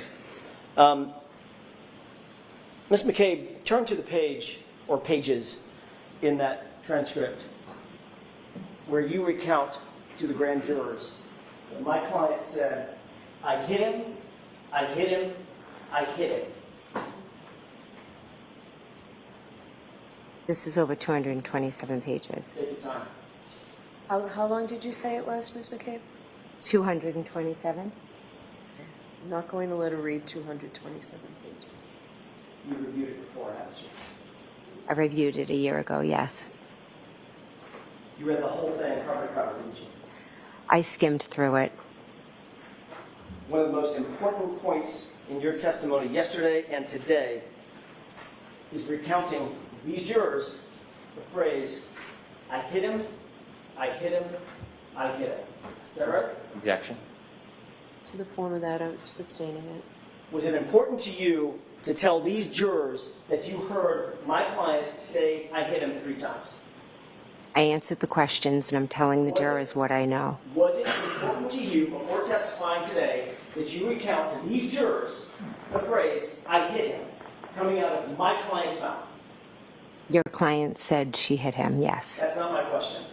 Listen to my question, Ms. McCabe.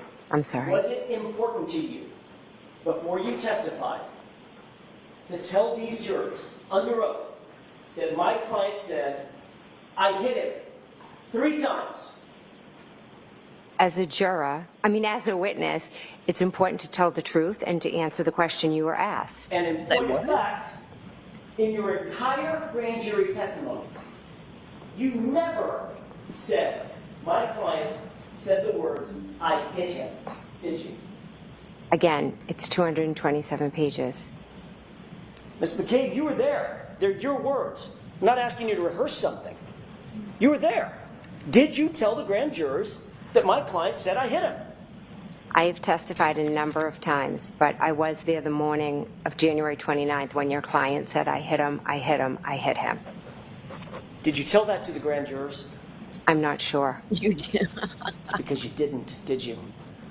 Again, I'm not sure. Ms. McCabe, you were asked in your grand jury testimony no fewer than 12 times, 12 separate times, you were asked to repeat words that my client said both before, going to, and at the scene at 34th Fairview that morning. Correct? Objection. Do you know the answer to that? No. You were asked multiple times what my client's words were that you heard her say going to and at the scene. Correct? I was correct. And you recounted those words truthfully and honestly at that time, correct? Correct. Because you were under the same oath that you're under today. Correct. And things were much fresher in your mind then than they are now 3.5 years later. Would you agree with that? I hit him is just as fresh today as it was 3 years ago. Turn to page 190, if you wouldn't mind. Sure. For court and counsel lines 10 and 11. Give me that page number.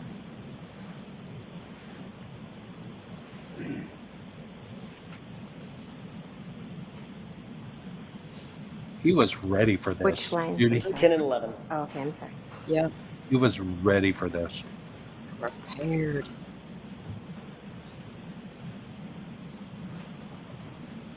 You recounted what Ms. Reed said to you over the phone to the grand jurors, correct? Correct. And what she said at 4:53 a.m. was, did I hit him? Could I have hit him? She didn't say it. She asked it, correct? She didn't say that at 4:53. What? Did you testify that what Ms. Reed said to you that morning over the phone was, could I have hit him? Did I hit him? Yes, I did. May I approach? Yes. Oh, sure.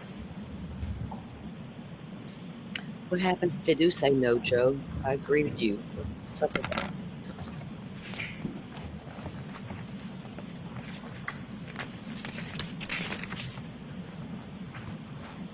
May I approach? No, you may not. What the fuck? Okay. Just wanted to verify a page number, Your Honor. May I approach? Yes. Why don't you tell Well, if Mr. Lori Brennan? did, she was going I to will. get hit with a rack belt, right? If Lori Yeah. approached, get that rack belt. Too bad she didn't try If you to. turn to page 192. Yes, turn to 192, Jen. Let's read it. I'll be quiet when she reads it. Dolphin, in case you Line listen. 4. What did you tell the grand jurors my client said in that answer? Foundation. What Did are we you- talking about? I'll ask it a different way. Did you answer a question on page 192, line 4, concerning my client's statement? Did I answer a question? You were answering a question, correct? Oh, yes, yes. All right. I'm sorry. And the answer that you gave to the grand jurors was, she said, could I have hit him? Correct? Yes, that's part of the answer I gave. Turn to page 193. I'd object.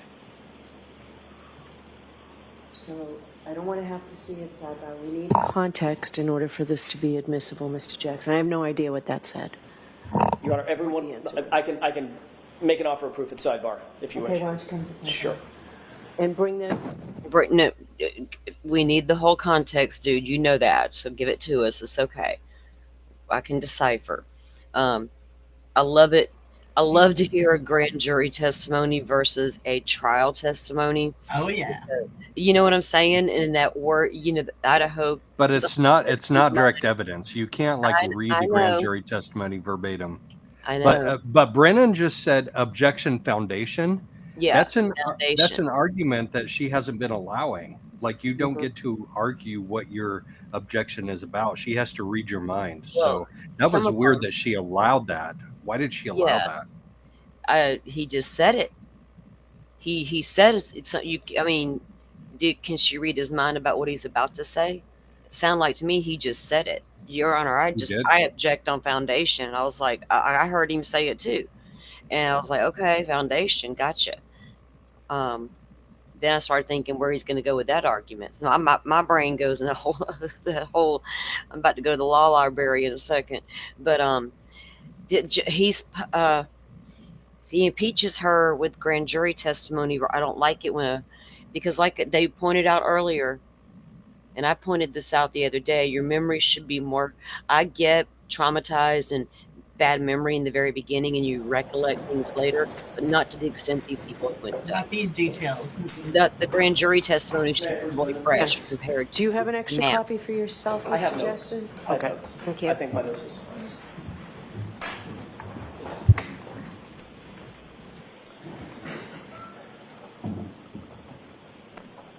On page 192, line 4, For context, were you talking about a statement that was made in Karen's car on that morning before you got to the scene?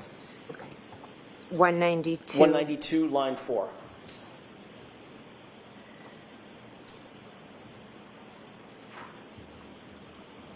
Yes, that was a comment she made in the car. And she said the phrase, you recounted that she said the phrase, could I have hit him, correct? Yes, that was part of my answer. Take a look at page 193, line 1 through 2.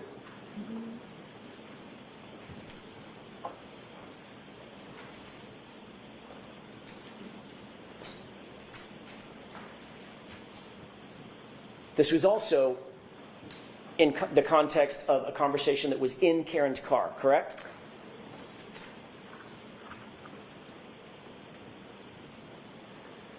Yes. And the phrase that you attributed to my client was, could I have hit him? The question, correct? Yes. Page 193, line 23.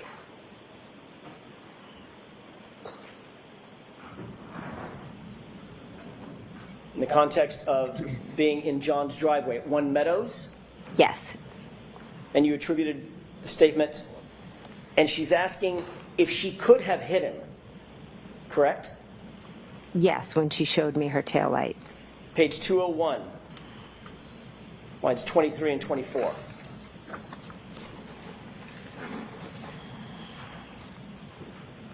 This is driving to Fairview. She asked, what if I hit him? Could I have hit him? Correct? Can you tell me the lines? I'm sorry, lines 23 and 24. Page 201. Okay, sorry.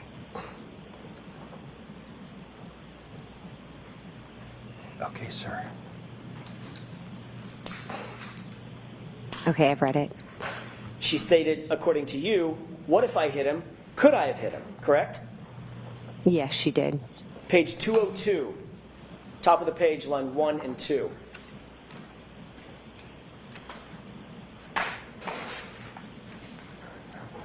Again, in context, this is driving to Fairview before you arrived at Fairview.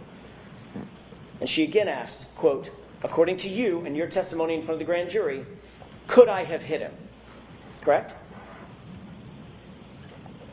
Yes, I see that here as part of my answer. Then turn to page 208, lines 24 and 25.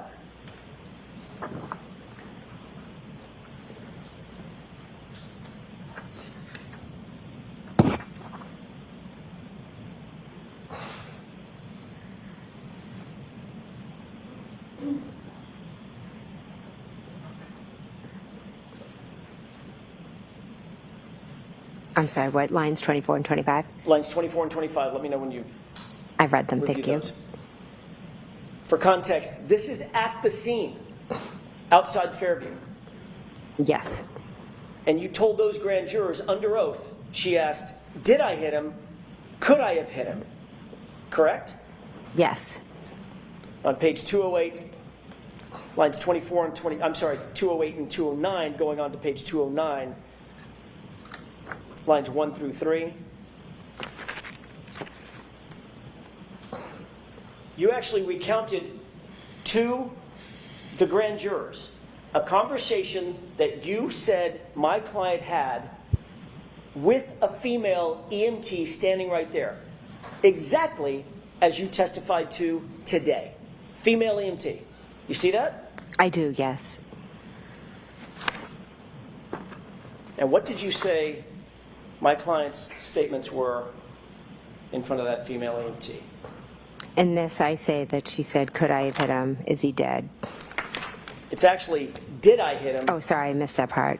I apologize. Did I hit him? Could I have hit him? Is he dead? Is he dead? Is he dead? And that was at the scene in front of the female EMT, exactly the scene that you're describing. You attributed the 3 statements to my client to today, right? There was many different times when we were talking to different EMTs, the female EMT, the men, the police officers. May I approach? Yes. Thank you.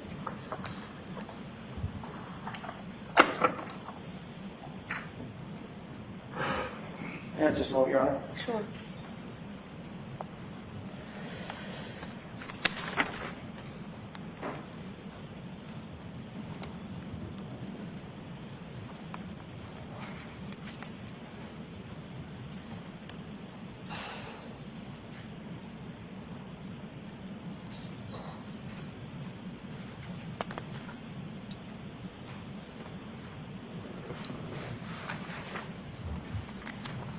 Ms. McCabe, your full statement at page 208, starting at lines 22 through 25, going on to page 209, down to line 4, was, quote, so there are different, police officers getting statements from us. And at one point, I'm standing with Miss Reed, and she's saying, did I hit him? Could I have hit him? And there was, I believe, an EMT, a female, standing right next to me, listening to her yelling, did I hit him? Could I have hit him? Is he dead? Is he dead? Is he dead?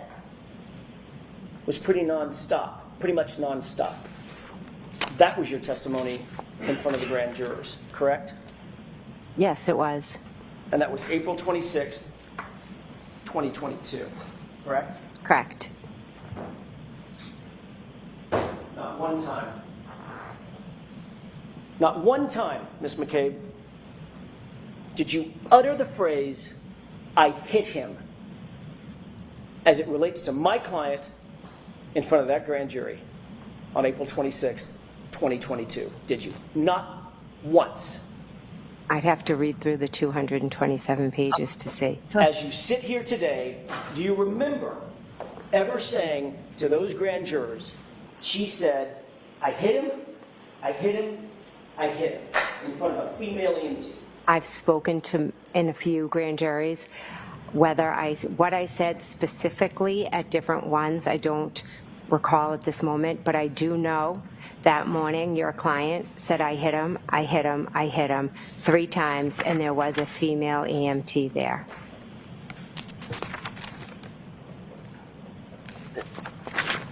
Which one was it?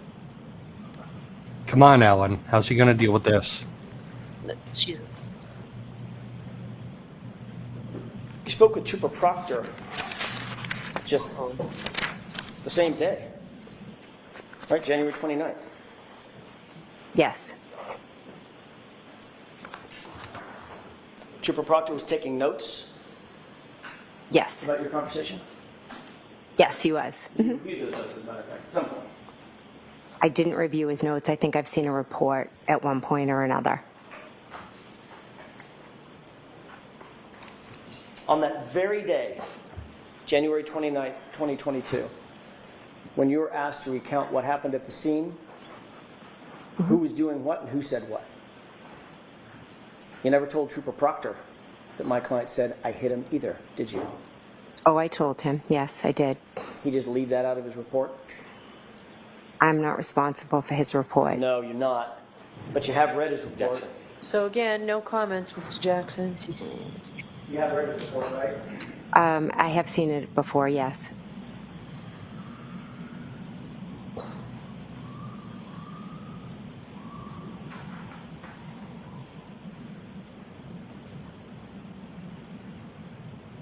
May I approach you? Yes. I'm going to hear no one time. May I approach no? Thank you. You looked at that report for another particular this morning. Do you still recognize it? Yes, I do.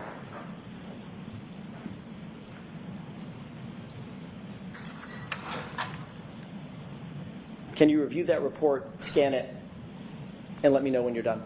Okay, is there something specific I should be looking for? I don't think you're going to find it, Ms. McCabe. It's for, All I hit right, him. so again, jurors disregard the comment. The question and answer format only. My question I is, freaking love do him you so see much. the phrase, I hit don't him, think you're going to find it. as it's attributable to my client in that report? Objection. Assistant. she's like, what do I do? Look at her. Look at her. Her eyes was like, she like blinked twice, saw it disappear. I'm dying to know what's Do going you through the recall jury's mind. telling Trooper Proctor that my client said, I hit him, I hit him, I hit him? Objection. Do you recall that? Yes, I told him. He was taking notes at the time. And Proctor didn't He was note it. taking notes, correct? Those notes ended up being memorialized. in a He formal didn't report. note that. I'm But assuming. later he did. Report that you're holding. I object. Y'all needed a guy on the state level. Does that And, appear to be a oh, report, I see it. the January 29th, He was the fall 11:35 guy. or so a.m. Poor fucker. interview that Tell me Okay. lies, tell me lies, tell me Yes, sweet it little does. Little lies. lies. you said you reviewed that report in the past, Yes, in the past. and you're aware in no place in that report does the phrase "I didn't show up" anywhere, correct? Objection. Sustained. Can I approach you? Yes.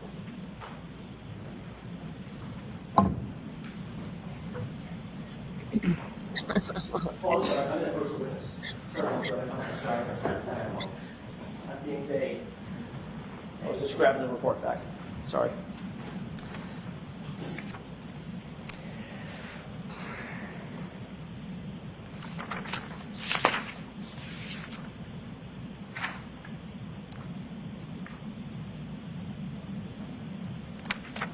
May I have just a moment, Your Honor? Sure.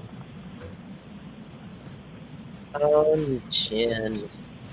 This is literally my favorite cross-examination I want to of draw your any attention to witness the ever. very early morning hours of January 29th, around 4:53 a.m. when you indicated you received that phone call from Kaylee's phone. Do you have that time and date in mind? Yes, I do. My client told you that John had not come home, correct? Yes. And you knew that Miss Reed at that point was awake and looking for John. I didn't know what, I just knew that she was awake and screaming. Right, because she was worried about where John was. Objection. Sustained. You've been asked who you communicated with first thing that morning after you received that first call from Miss Reed, is that right? Yes. You were asked by Trooper Prince in her formal interview. Trooper Prince interviewed you on February 1st, about 3 days after the incident, correct? I met with a lot. I don't really remember specific Do days. you remember a female trooper? Yes, I do, actually. Okay. In your house? Yes. Or I should say at your house? Yes. That was around 3 days after the incident? Was it Tuesday, maybe? Yeah. I don't know. I wasn't there. I think so, yes, if Okay. it's the one I'm thinking. You were also asked at the same grand jury who you communicated with on the morning of January 29th. Okay. You remember that? Not specifically. Would it refresh your recollection if we were to take a look at that, a specific page of that grand jury transcript? Sure.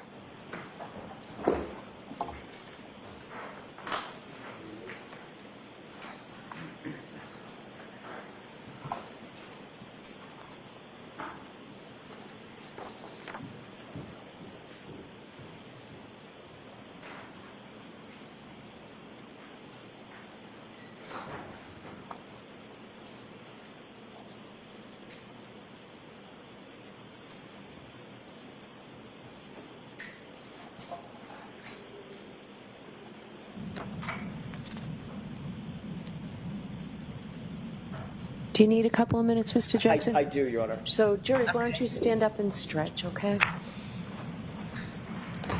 And you can too, Ms. McKay. I figured she was going to say something like that. So my mind was like, when did they decide to go use this theory as to what happened to John? Mr. Jackson, do you want a 5-minute recess? Hang on. We're still going to stop at 4, so really 5 minutes, folks. We'll have you go back. Okay, let's leave it up, but it's on mute. So if they needed to do something, right? Say John entered that house, he was injured, killed inside that home, and then placed. Damn, Jesse, I'm glad I muted it, y'all. So anyway, when did they decide to use the "I hit him," "could I have hit him" statements as their cover-up plan? Do you know what I mean? Because they have to be a plan in the works all night long. Because It had to be immediately that night. I think that's why they didn't make those statements until in the morning when they got there, right? Didn't she never said that until her and Carrie and old girl here, Jen, pull up and Carrie. No, they claim Karen just jumped out of the vehicle and knew right where to go. Basically, is what I'm gathering from this testimony that I've heard so far, is Karen must have knew right where to go. She ran right toward John. Carrie gets out, runs over, and then Jen finally gets out and goes over. And I'm like, I've never heard if Karen so, denies any of this, because obviously she doesn't. well, no, of course not. I'm not. That's not the. Yeah, she never denied saying it. She went on freaking national TV and said she said it. But if she didn't say that until the morning when they found him, where did they get the idea to use all that against her to say that's what happened to that man in the yard? Because what cop is dumb enough to put a dead man in the yard without a good story to cover it up immediately? I know. That's what I'm like, why did they ever, how did they ever do, what's wrong with are they stupid cops? They could be.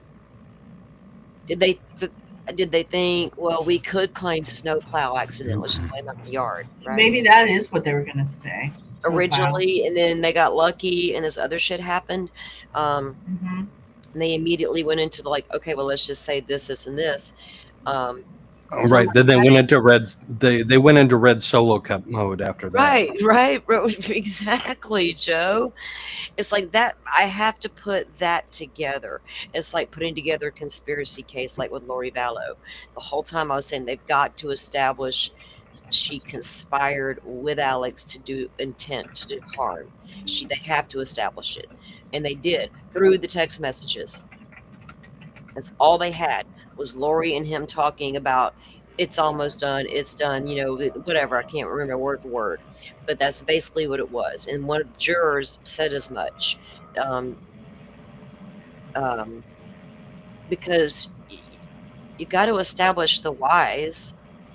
I can't just pull them out of the thin air and say they're going to work. I'm like, because I always wondered, well, when did they come up with the idea that we can just use her she hit him story to cover our shit up?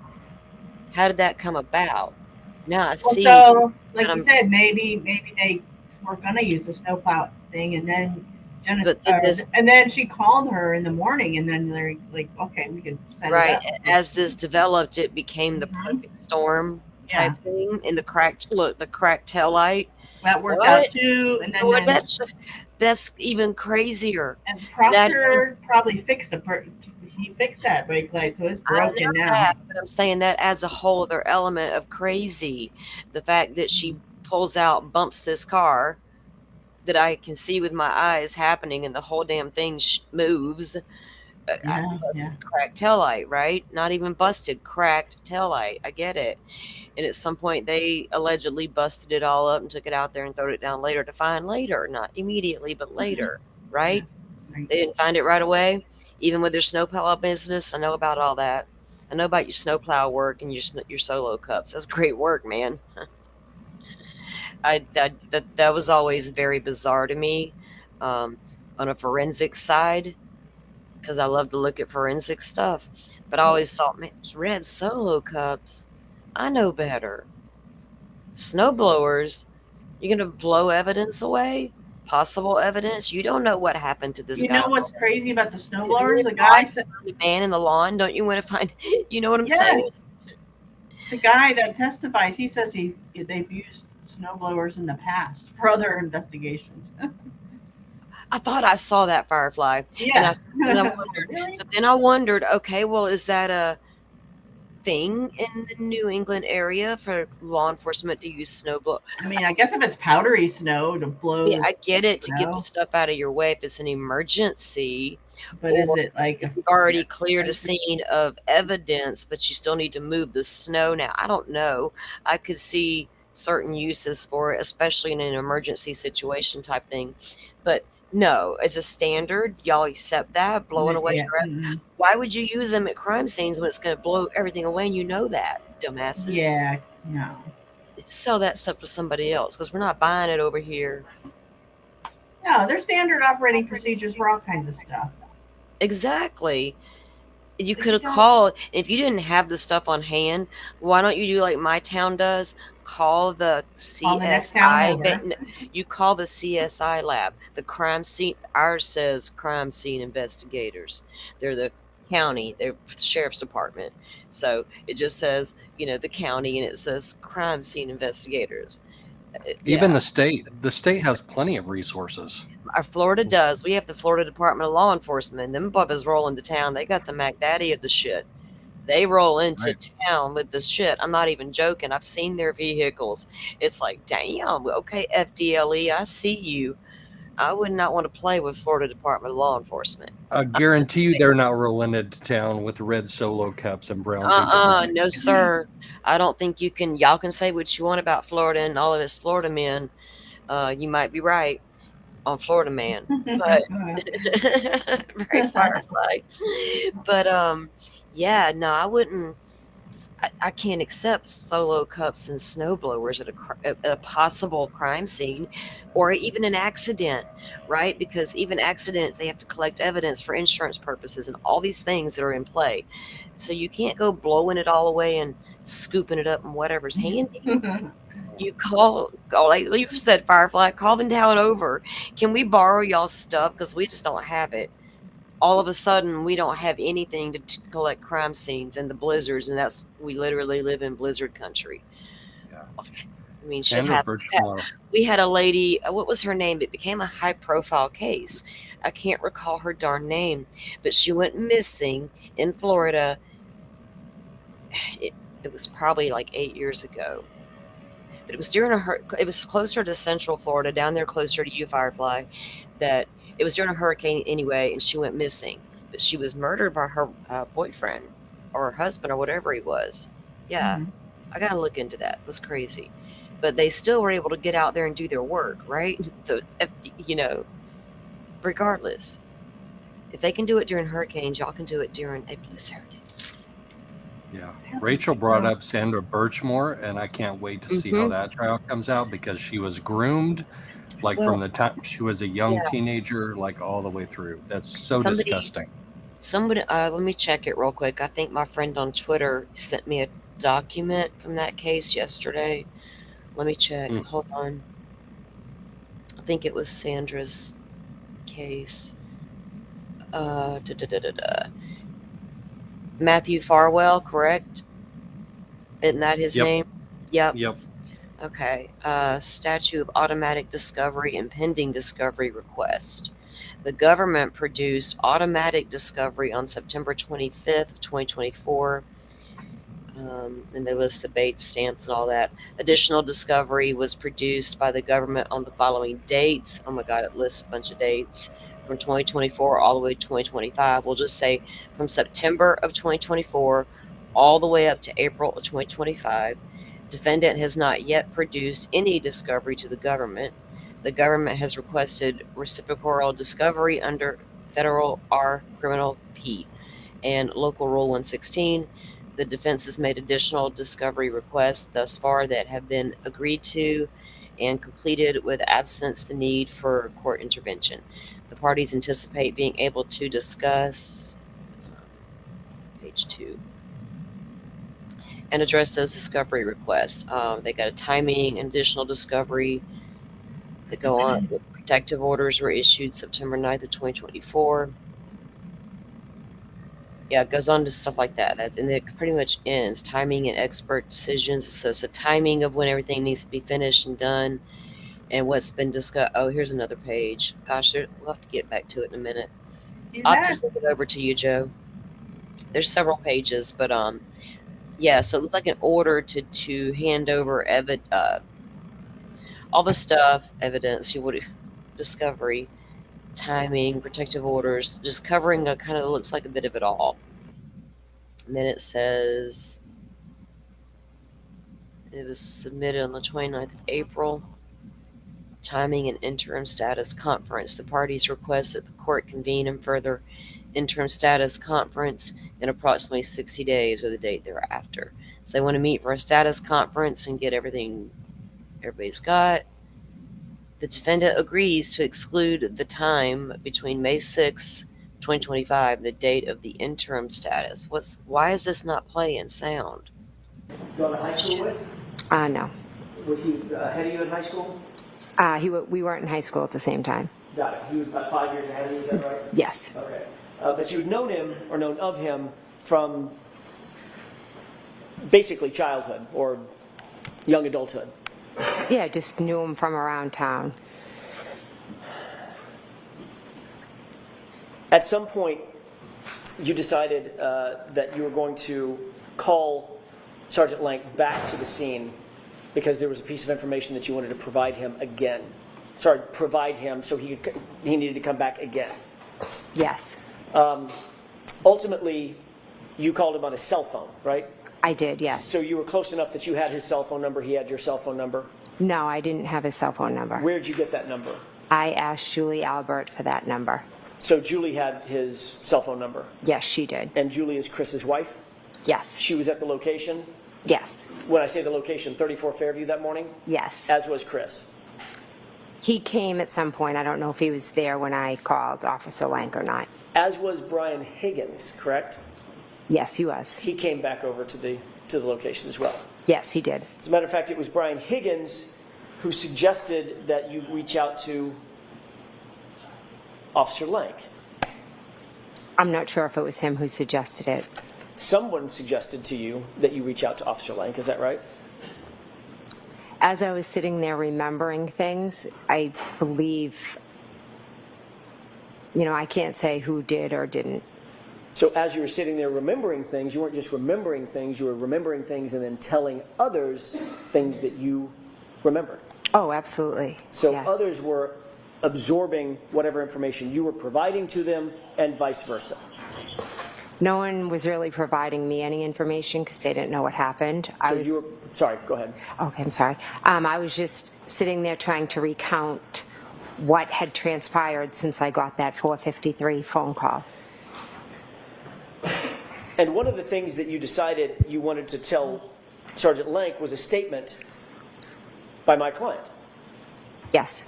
So you call Sergeant Lank on his cell phone, and you're able to get a hold of him, correct? Yes. Whatever he's doing, I'm guessing he was busy at the time. I don't know what he was doing. He's the first responder on a death of a police officer case that was just hours old. So he had to be busy. I would assume. I, again, don't know what he was doing. But in fact, after you got your phone call, you dropped everything and headed back to 34 Fairview, correct? Yes. Assisting. Did he come back to 34 Fairview quickly? He was there fairly quickly, yes, I would say. And your request? Yes, I called him and asked him to come back. Because you told him that you had information that was important enough that he needed to get over there so you could tell him in person what this new information was. I called him and told him that I was remembering things and asked if he could come back. And he didn't just say, yeah, just tell me what it is over the phone. He literally said, okay, I'm going to get in my car, drive in a blizzard.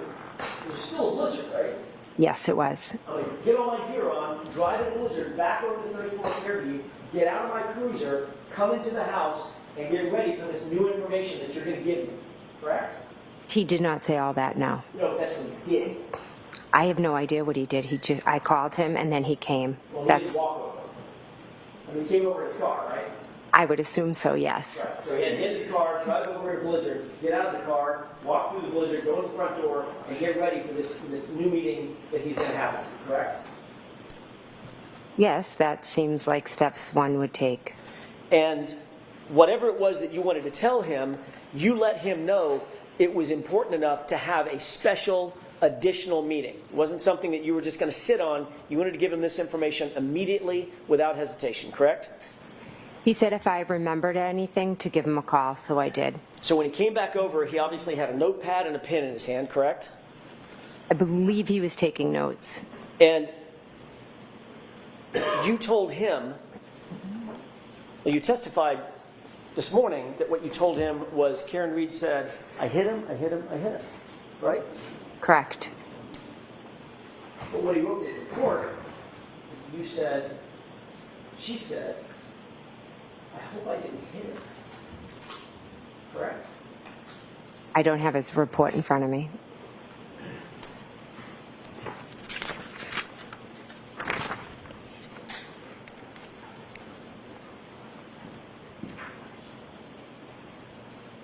Yeah, just one. Yes.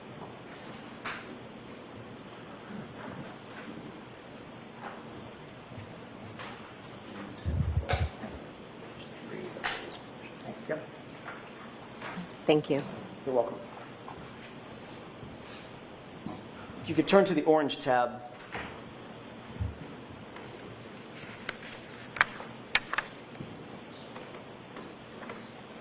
Do you see that?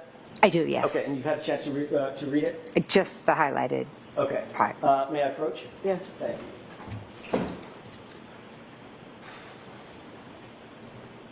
you. In fact, what you told Officer Lank was something to the effect of, I hope I didn't hit him. Correct? Incorrect. I told him that she said I hit him. He wrote in his report, that you just read, something to the effect of, Sustained. I hope I didn't hit him. Sustained. Is this another example of an officer getting a report wrong? Objection. Sustained. Is that report right? Your Honor. Objection. Sustained. Move on, Mr. Jackson.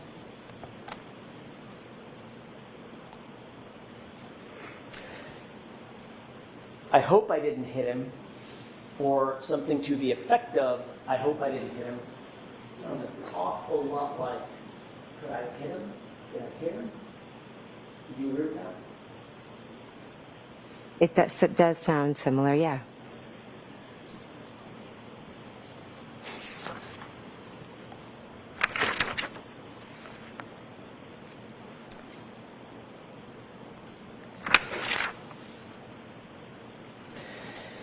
You testified yesterday that during that first phone call, that first phone conversation with Ms. Reed at 4:53 a.m., she told you, according to your testimony, that in that phone call, in that very first phone call, Ms. Reed said she had gotten into a fight,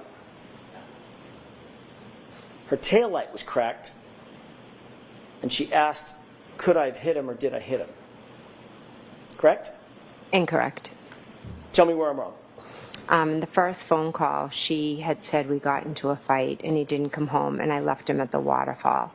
In the second phone call, once I told her that I saw her outside of my sister's house on Fairview, that is when she said, could she have hit him, and talked about her taillight. So, 2 hours after Ms. Reed found John O'Keefe and began giving him CPR, you were interviewed by Sergeant Sean Good, correct? Objection. Ask the question differently, Mr. Jackson. 2 hours after Ms. Reed found Mr. O'Keefe, about 2 hours later, say 8 o'clock, 8:30 in the morning, after the scene was cleared, you were interviewed by Sean Good, were you not? Objection. Sustained. May we approach, Your Honor? Yes. You know what's wild to me? Not only did the defense come in and say, you can't prove my client murdered anybody. At best, you can prove manslaughter, right? They didn't come in saying that. They're saying, no, it's a whole ass lie. That's crazy. And these people are doing all of this to do that. And it's like, it's kind of looking like it, dude. What do you think, Joe? Where do you stand so far on your Joe meter? Okay, let's take a poll. Oh, I think I know between Firefly and most of the chat where they lay on the scale. But me, okay, let's go 1 to 10, Joe. For me right now, did she intentionally do this? 0, right? Did she maybe accidentally do it? 7? 6? How did she do that if there was a Jeep and a truck behind her? Exactly. How did she back up at 28 miles an hour? How did she do that? You better wait till you hear more testimony, because there's something Right, there. Firefly, this shit's wild, girlfriend. You were right all along. Oh yeah, I told you. You Like, told I me had nobody before it to talk started. about it with. Last year I watched it and I'm like, oh my god, nobody's watching. Yeah, we didn't watch it with you, me and Dolphin. And this year she was telling me May it's I? going to be Yes. good. And I'm Thank like, you. okay, I'm down this time. Oh gosh. Oh, it's a joy. We love having you. While you were at the We scene, appreciate all of you. after Miss Reed had been giving CPR, Sean Good interviewed you, correct? I don't remember a formal interview with Sean Good. Do you remember talking to him? When he arrived at the scene, I do remember briefly talking to him after all three of us gave John CPR. And he asked you certain questions about what you'd seen, what you'd heard, what had happened, correct? I have to tell you that I remember seeing him there and I remember talking to him, but I do not remember specifics of any conversation or any questions that he asked me. Do you remember him do you remember him asking you about any initial calls you had and you telling him about that 4:53 call and the early morning calls thereafter? The initial calls before you met up with Miss Reed? I don't recall. Did you tell Sergeant Good, by the way, he was a sergeant at the time. Sean Good was a sergeant, not an officer? I'm not sure. Okay. By the way, you knew Sergeant Good, did you not? I didn't know him. I knew of him, like I knew his name, but that was it. How'd you know of him before that day? Because his sister is a year or two younger than me, and I knew she had a brother that was younger, that was a Canton cop, just through the town, but I didn't know him. Okay, friendly but not friends. I wouldn't even say I was friendly with him. Okay.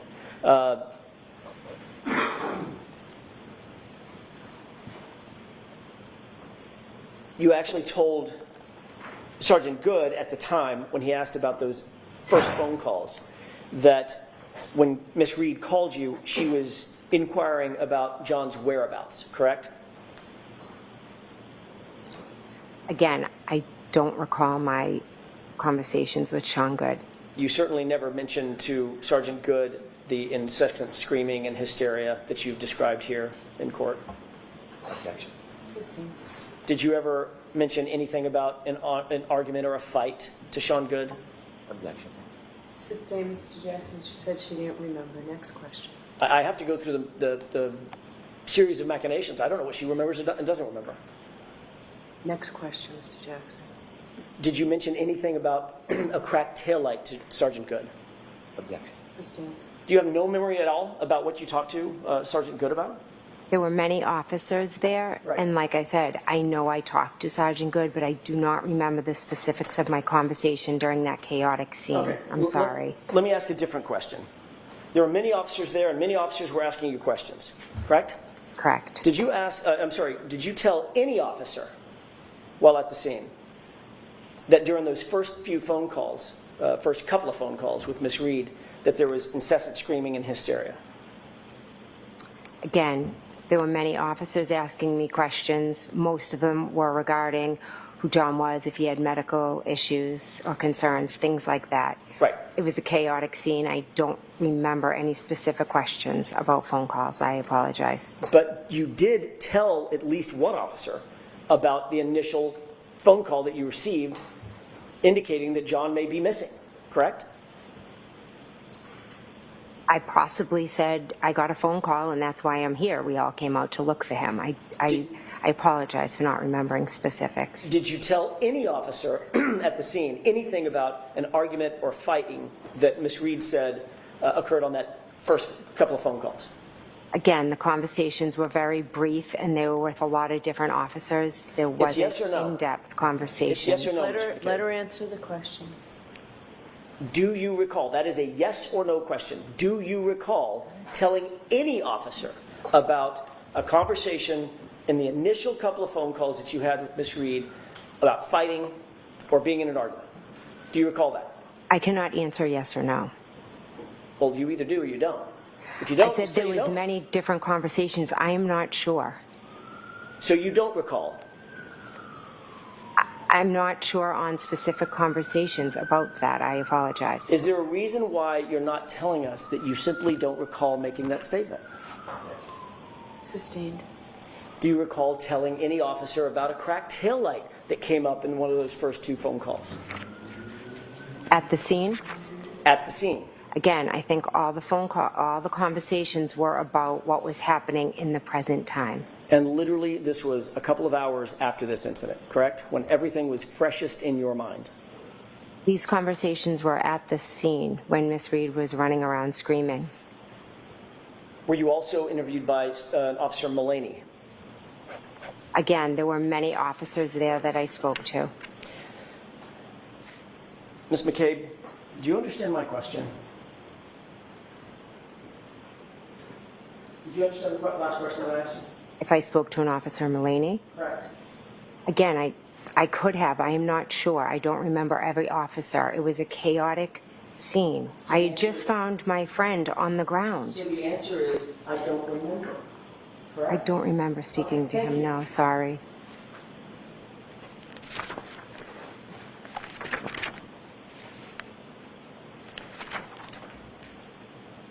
Later that morning, you did have a conversation with Officer Lank that you actually do remember, correct? Yes, correct. What you told Officer Lank, or Sergeant Lank, was that you received a phone call from Kaylee's phone and that Karen Read was distraught because John never came home, correct? I told him she was, I don't remember the exact words, but I told him something like she was hysterical and screaming and said John never came home. You never mentioned that she said anything about a fight during that initial phone call, correct? Again, I'm not sure what exactly was said during that initial phone call. You never mentioned that she said something about a cracked taillight in that initial phone call or those two phone calls, correct? Are these phone calls with who? Who are these phone calls? Who am I speaking to The at this initial point? phone calls that you had with Miss Reed. Yes. You never mentioned to Officer Lank, or Sergeant Lank, that Miss Reed mentioned anything about a fight or an argument, correct?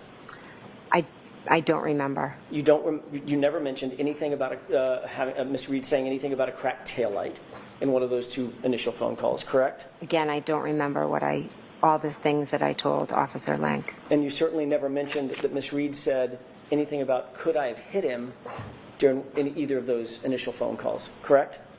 Again, I don't remember my specific conversation with Officer Lank.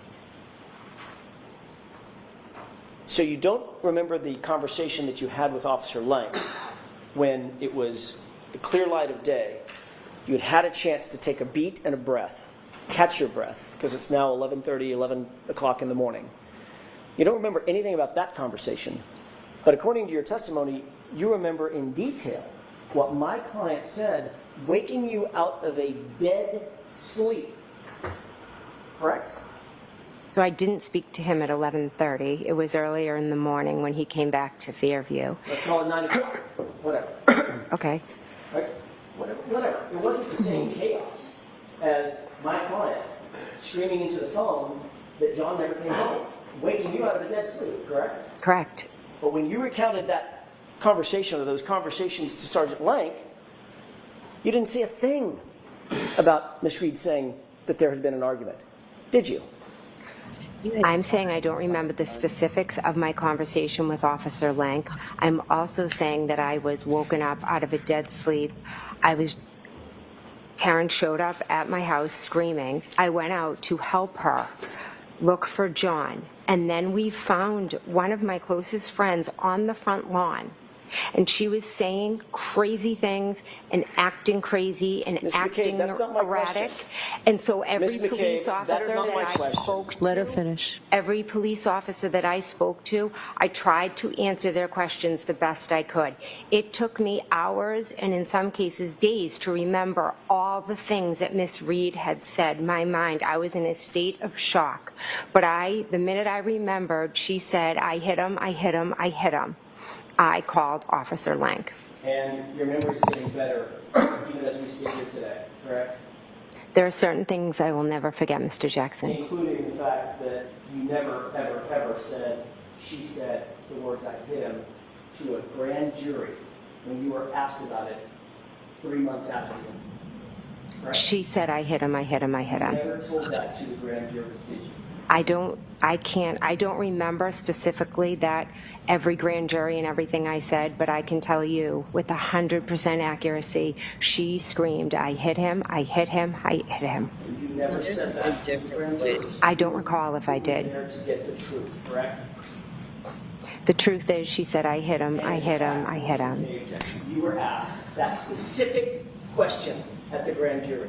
What did she say at the scene in front of the female EMT? And you know what your answer was? You do, because you just read it.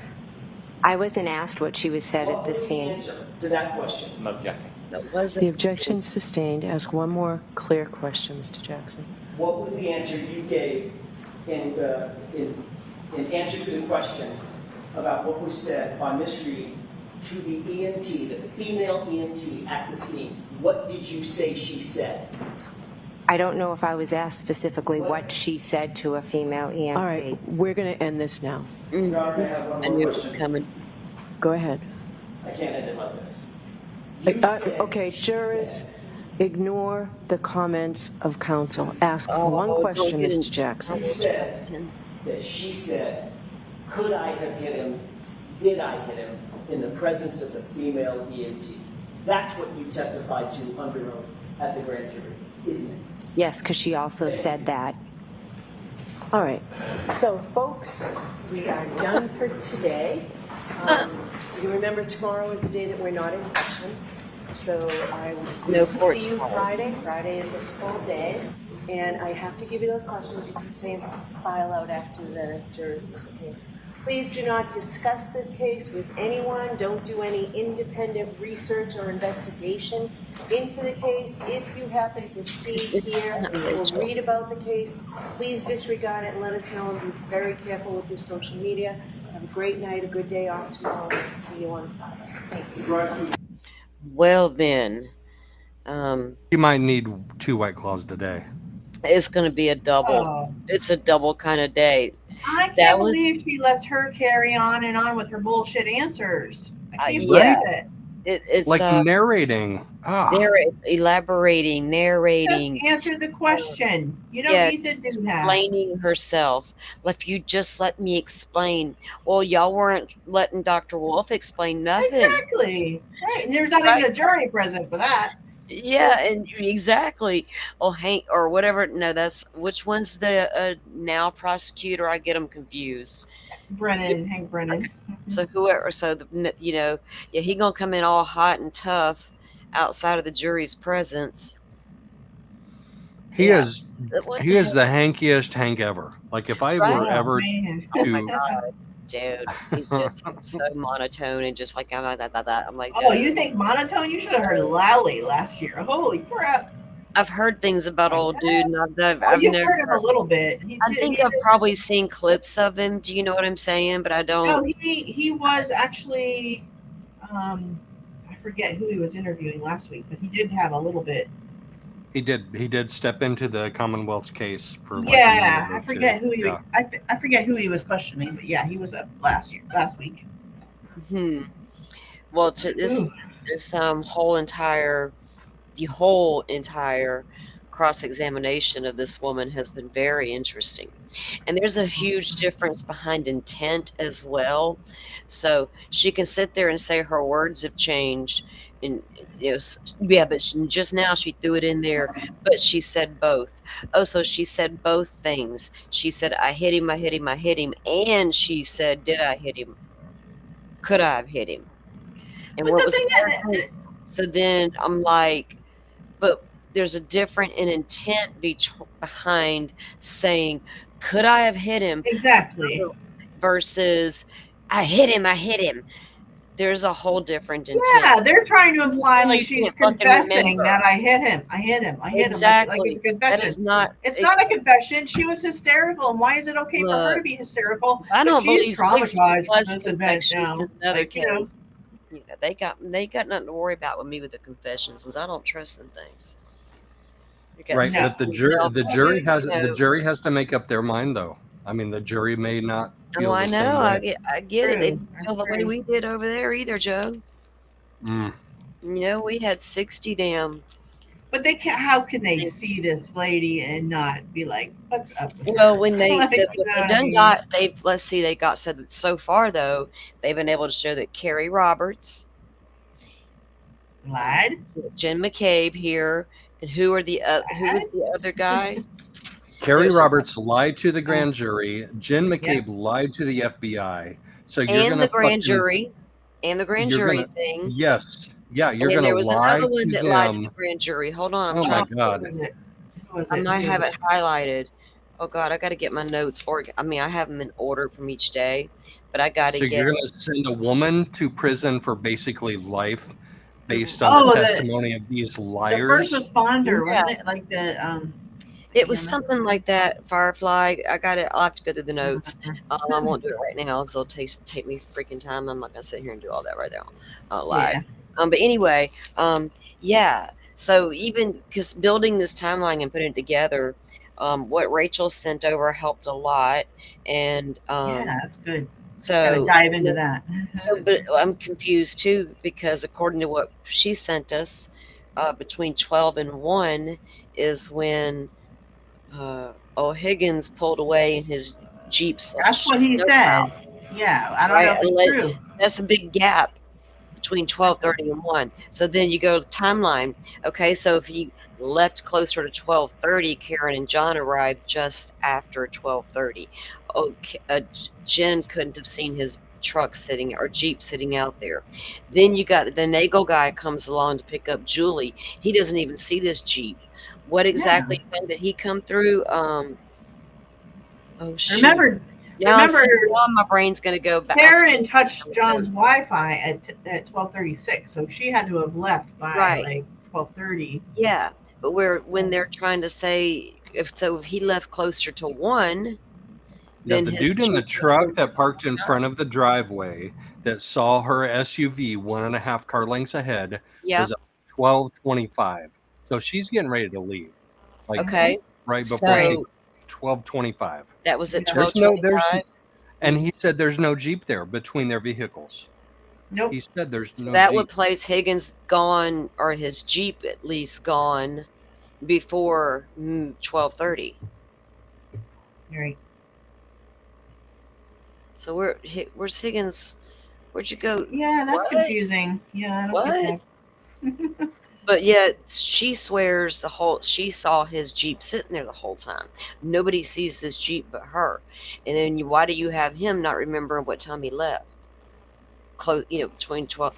I get it, 10 minutes ish. If you don't, even though I don't look at clocks and stuff, I will look if I'm on my way home from somewhere. I'll glance at the time. And when I get home, I glance. That's just in case I go missing and need to pinpoint my location and time and all that stuff. Right. You don't ever know what's going to happen. After the fact. Right. Yeah. After the fact, you can check your phone. Like if something important happens, you can check your phone and you can be like, "Oh shit, I sent that text message at 12:27, right, and then he disappeared at 12:37. Like something happened in that 10 minutes." Mm-hmm. So yeah, there's the actual evidence versus a theory that matters, and then my brain went to go thinking, well, how'd they ever come up with the theory to use that theory to cover up their crime? Where was that idea born? Let's just accuse that crazy chick he's been dating. Okay, I can see that. But if she said she wasn't family. She said today on the stand, she's not family. She's not the same as everybody else. The same as us. Yep, that shows their attitude. She's an outsider. Yeah, exactly. That's they the all felt that way. She's the outsider. So now y'all made me get on that. That's funny because now I forgot what I was going to say. Oh shit! I'm sorry. No, you're good. You're good. But they did act like but at the bar that night, Jim was buddy up to her, right? Like, was that just for John's sake, like a show for John? So that's what women do, right? Well, guys do that too, though. Yeah. Guys are like fake. They're like, I'll pretend to be your buddy, and then would y'all pretend to like your friend's girlfriend just to say exactly, keep the peace kind of thing? I don't know, but it sounds like she was kind of considered an outsider. But still, if they're gonna go with that chick ran him over theory, he was hit by a vehicle theory, where would they get the idea to throw him or place him in the yard and say that? So she didn't claim could I have done that until at least 6 a.m., whatever time it was they got there and found him. It was close to 6 a.m. So that's the first time Jen heard it. Then she ran back inside. Remember, she goes inside to wake up her brother-in-law and sister. And she's like, I'm going to be really quiet, but I'm not going to be that quiet, but I'm going to kind of be quiet. And the dog's not going to notice me and all that. And then she didn't see the dog at all. Like she walked in the front door. She walked up the stairs. Like, did y'all remember last night when we put him out there? Well, we can say she hit him because she's out there freaking out saying she hit him. Was that damn? I mean, they had to get the idea to do this from somewhere, which then means, when did John's body get out there? Because were they dumb enough to put him on the lawn, and then say we'll come up with an idea later? I don't know. It's so strange. There's so much I don't know. Shit just fell into place. It was like, oh, we can claim Karen did it because it's just weird. I don't know. Okay, so like at 2:22 when Higgins has the butt dial, and it was to one of the McCabe's. I don't remember if it was Matt or Jen or both. Mm-hmm. And she had a butt dial back to him. I think it was like a butt dial to him, and then McCabe called him back, and he said it was a butt dial. Yeah, and then Jen did it too, I think. And then 5 minutes later is when she had that alleged Google search, how long to die in the cold. So it's that's too weird. Okay, that's no. You don't butt dial each other. Okay, does your phone butt dial the person back that just butt dialed you? So that tells me they were colluding together and saying, what can we do? Let's pretend he died out in the snow. He fell and he got hit by a snowplow. So they could have. I went with an idea that he. Well, see, but going with an idea that he fell would be hard to prove because he fell in the snow and then all injured and everything. So, God, it's hard to wonder why they would, because they were all drinking, though, I have never butt dialed my brother-in-law in my life ever. No, I've boob dialed a few people.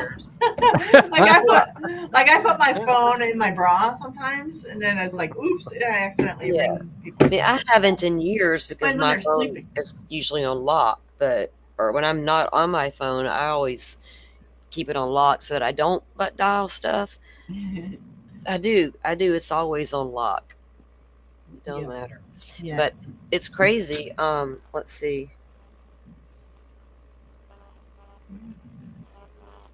Weird wording. So Joy says Julie Nagel going out to the brother's car and said he had nothing to do with what happened in the house.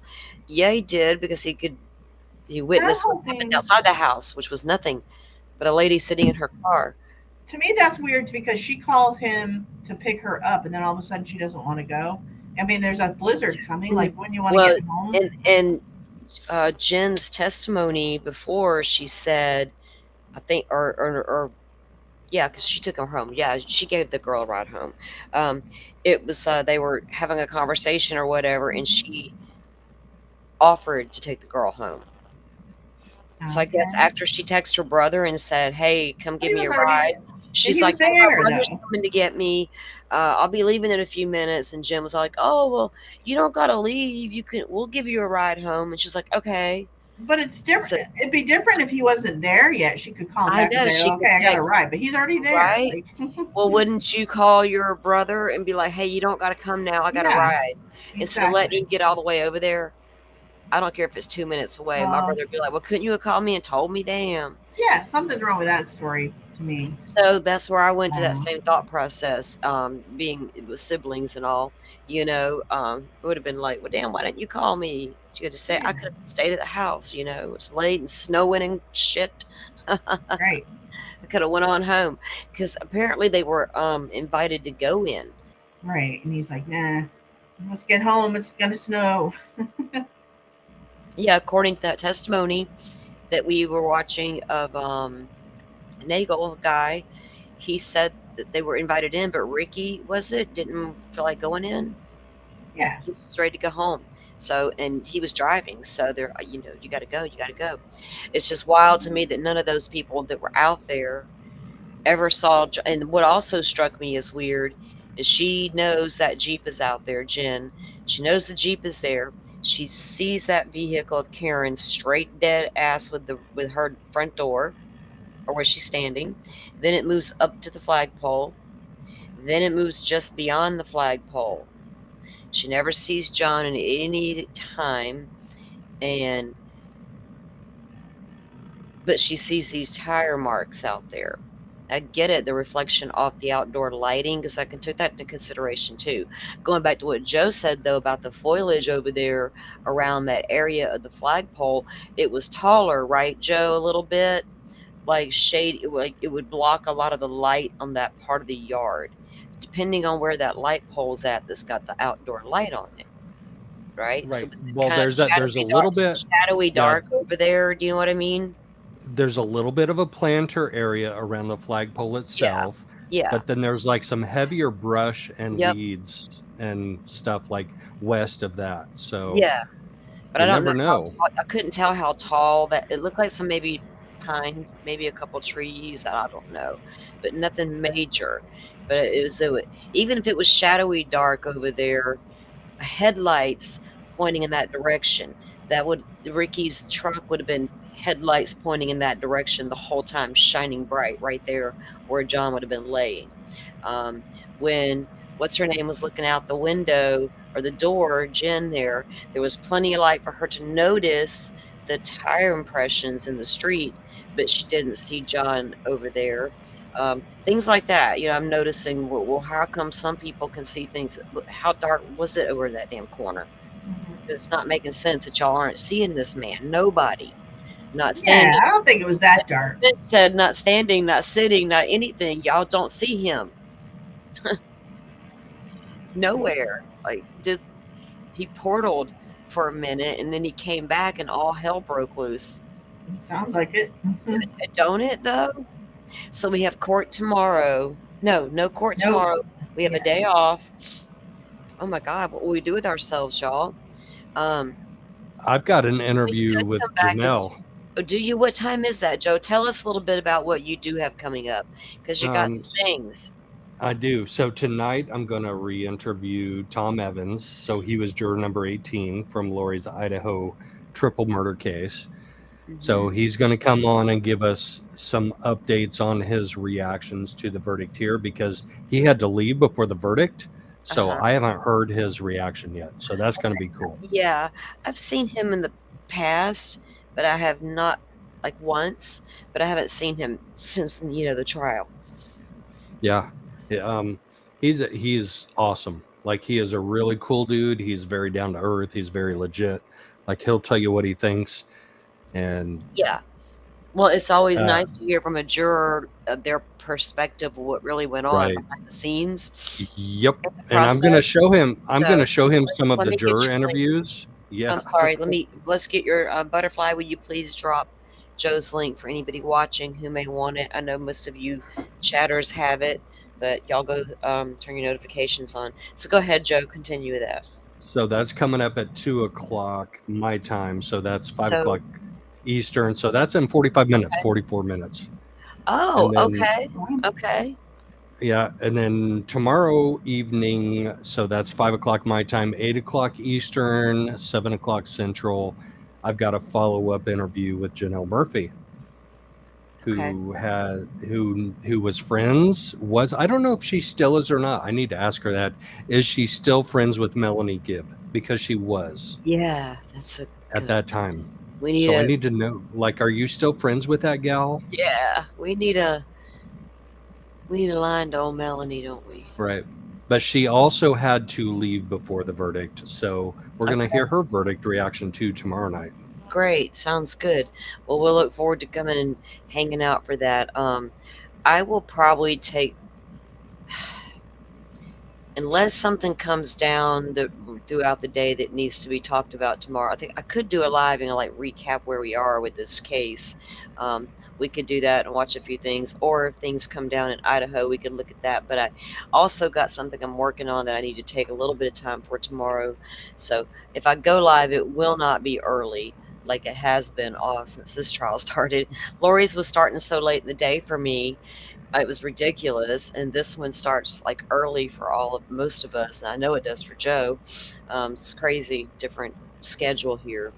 That's But so funny you say that because I was getting up at like 3:30 in the morning to go to Lori's, yeah, and that and you say Joe hmm started or Lori started so late. I'm like, no, it didn't. It it started did. early. It did for us, and being on that 30-minute delay, dude, it was like, what? So we were going live well, we were already live, but I think court was going live about 1:30 Central Yep, yep. every day, right? So it was like, ugh, come on now. And then we'd go right past dinner time. For most of us, would have to get off and go make dinner. Sometimes I made food while they were in the trial. I do that. No green chili chicken enchiladas though, No, right? gosh, no. I'm never, never, never. Mm-mm. We have to eat, man. We get hungry. I don't want to get hangry on a live, especially if one side or the other is making me angry. Then I'll get hangry at them, and I don't want to do that. I just want to throw shade when I can. But damn, defense did a good job on cross-examining her, I think. What do you guys think on a score? Oh yeah, AJ was ready for her. Yeah, AJ was totally ready prepared, for her. wasn't he? Yeah. Yeah, he was good. I like the fact that they could produce the grand jury testimony and pretty much show the Yeah. differences. And I hope that, the jury, because he's establishing that foundation of not just she didn't do this, but here's why she didn't do this, because they did this, and I'm He like, well, was so damn. prepared. He was so prepared because she's like, "Oh, I don't remember how I testified. Would it Uh, help refresh your memory if I show you yep. evidence of how you testified?" And Like, then here's damn. the page, here's the nut page number, the line number, da, da, da. I was like, go next. That's cool as shit. Hmm. All categorized. Look at there. Look at it. Look at an organized defense team, guys. We keep hearing from defense teams, everything's all unorganized. What do we do? We can't make a tab. Well, Lori, AJ's so don't represent yourself. Like that's rule number AJ one. must Like, have some Yeah. awesome legal assistants and paralegals working for him. He's not a one-man band. You can believe that. oh yeah. Made me think of a song. I almost started singing that song out loud. Okay. You're gonna get blocked. You're gonna get copyright violated. I sing it, I'll get it. I don't know. They're pretty cool dudes. Maybe they wouldn't. Maybe they would think it was cute and it would go viral or some stupid shit. Then we'd be safe. All right, guys, I'm going to wrap it up. My voice is kind of ugh. It's been talking a lot lately. Y'all know how I can talk. Um, All right, come like hang out with me and Tom in a I couple will. minutes. Like I'll in come mod. I'll 40 minutes. come hang out and listen, and I'll tune in tomorrow night as well. And like I said, if I go live tomorrow, it'll be later in the morning, but I'll let you guys know what's up. Otherwise, we'll see. We got a full day on Friday, the judge said. So get prepared and get you whatever. I'll prepare. You know what I need to do? Yeah, I need to prepare to have just a long day on Friday, and she better give us a good long day. Will his cross continue on Friday? So, Joy, I believe so. Yeah, she's not done. Yeah, he's not done, right, Firefly? No. No. So he's got, a good day and a half now, right, to finish polishing that comeback. So let him go ahead and then let her sit there and marinate on what else he's got coming at her, right? Mhm. She knows she's probably on the phone with old Carrie Roberts already. Man. Can you believe they said this and did that? And Carrie, what am I gonna do? Oh man, last time they made her come back on Monday after the long weekend. Can you imagine? She couldn't enjoy her weekend. She knew she had to come She's all back to stressed this. out and stuff. Oh, Mm-hmm. that would stress you out for sure. Yeah, y'all know she was taking her meds. It's like if you just would answer the question straightforward instead of giving all these stories. Yeah, right. I mean, It shouldn't be that hard. If you say, this is real life. Pretend like they didn't do nothing, right? And there's all this crazy shit's happening. I could see being stressed out, but are they stressed out because they don't want to lie exposed? Are they stressed out because they're really that distraught over their friend, or are they stressed out because they think she did it? What's got you stressed out? It's always like the therapist's first question. I mean, that's just it. Like you said, even if she did do it accidentally, Yeah, why are they acting so weird? Because they really right. are.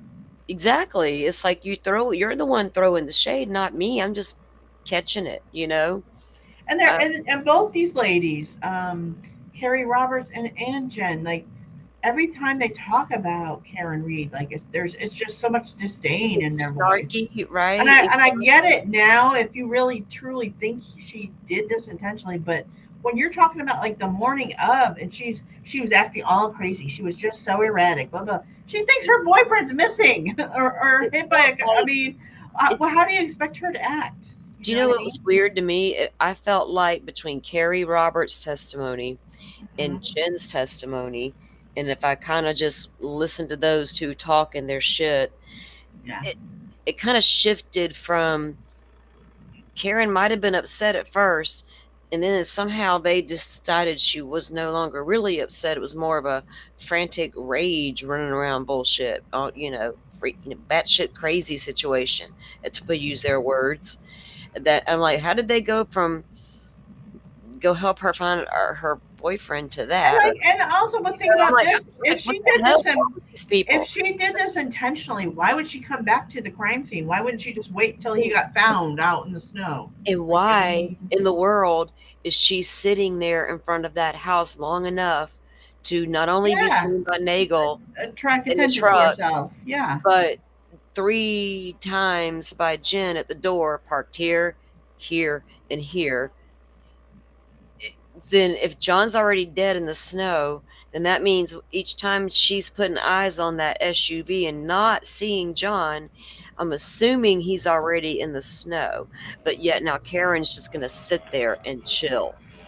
So I'm more So likely to believe that something Do you happened think with Higgins. They had a confrontation, and out in the yard? he accidentally fell and hit his head or something, and they're covering that up, like his involvement. To me, so that makes. riddle me Whoa, this. wait, So if whoa. Sorry, Joe, I'm not you. sorry, You just sorry. Don't no, forget. you made me just think. That's what I'm more likely to believe that than Karen did it. You Then, know what I well, mean? oh, yeah, like I'm about to go down that rabbit hole, girl. So Well, he coulda met up with Higgins on the way in and out, Higgins coming out and him going yeah. in, and there he is, and Higgins went and did that peacocking move to him, and John's like, "Oh, no, boy, no, you didn't," and something Because just happened. wait till you get to Higgins' shadiness and But stuff, what and it destroying is his what is phone. the And tears in John's arm? What did Higgins do to him? Hit him with well, his that's true. I don't know, but that is weird. That's what makes me think. Well, Chloe, if there was two she coulda guys were getting in a gone fight, then outside. Chloe would be protective, But maybe. if it went The owner outside, was out. if it went down outside, Chloe would have had to run outside, right? So Right. they placed John in the house if you're to believe the data. Right, Yeah. Joe? I didn't mean to interrupt you. What's your thought, Joe? Go ahead. Sorry about that. No, you're yeah, good. no. I honestly believe he went inside. There was a Yeah, witness that testified there was an unidentified man that walked in the house at a particular time, like yeah. around 12:30. So I believe he went in the house, and I honestly believe something happened in the house. But Like Absolutely. right after he got in the door, apparently. yeah, right. Not long. But once he came in, were they like bum rushing him, like those two were doing at the bar to one another? Did they team up and do that toward John? No, it would have gradually escalated. Like he went down the Yeah. stairs, he's like hanging out, he's having a red Solo cup full of beer, and they're like, but then, Yeah, but but then they according to get the timeline, it happened pretty quickly. it did right, and that's yeah. I don't. Because she But was outside waiting for him, apparently. Yeah. right, yes, and she moved, a couple of times. She was in the driveway, then she was in front of the Yeah. house, then she And was all in the front of the texts to John, flagpole. "Where are you? I'm here." All they were like, "What?" Are you coming out or what? Yeah. Because she thinks he's in there like flirting with another chick. Oh, That's totally yeah. what she thinks. Yeah, Like but you she also got Jen at the door waiting on John, sending text, according to her. That's but it So sounds like that that's part's confusing to me. So yeah, it must have if they're setting something up. How did he get in there without her seeing, or is it's she just hard to lying? prove like an alternate theory for a defense to prove an alternate theory because Mhm. right it absolutely relies ways on the state to prove their case. We all know that, we say it all the time. Well, the state's got the burden of the proof. Yes, they do. But when the defense comes in with a whole ass other story, Yep. Mhm. That's a Yep. whole different ball game, They right? they shift the burden of proof to themselves to prove that. Exactly. Yep. Yeah, you And can't just say someone else did it without, okay, well, who then? yeah, no You Saudi make it defense make lawyer. sense because, you know, Exactly. Then you get to make your theory make sense and show me your evidence, right? So yeah, they kind got of like, kind of makes me think of Ray. You can't just say, oh, no, he didn't go to Moscow. He went this way. Well, then show us the evidence that he went that yeah. way. Show us, Cy. Show us You your can't just say presentation. that I want and to see your expect us, oh, PowerPoint. okay. Sai says he went over here. Oh, it must be true. No, Well, sorry. we're going to get to see what kind of program Cy used, and we're going to get to see his PowerPoint presentation, all coming Oh, up in the good. Idaho 4 trial. We will also get to Nice. see FBI agent Nick Balance, and we will get to see his PowerPoint presentation. And Very good. Okay. he has a sexy Go from there. voice. Oh, does he? Because he said, look, they have like the audio of the Lori. So in Idaho, they got, video and audio of him testifying in the trials and Lori Chad. But yeah, he's got a sexy voice. I thought, that's pretty cool. He's got a like nice voice for the YouTube streets. Way better than Cyray's storytelling with his YouTube channel. I mean, I didn't mind Ray. I like his channel. His channel's I like not bad. His No, wife it's is good. cool. Do you She's like very his nice.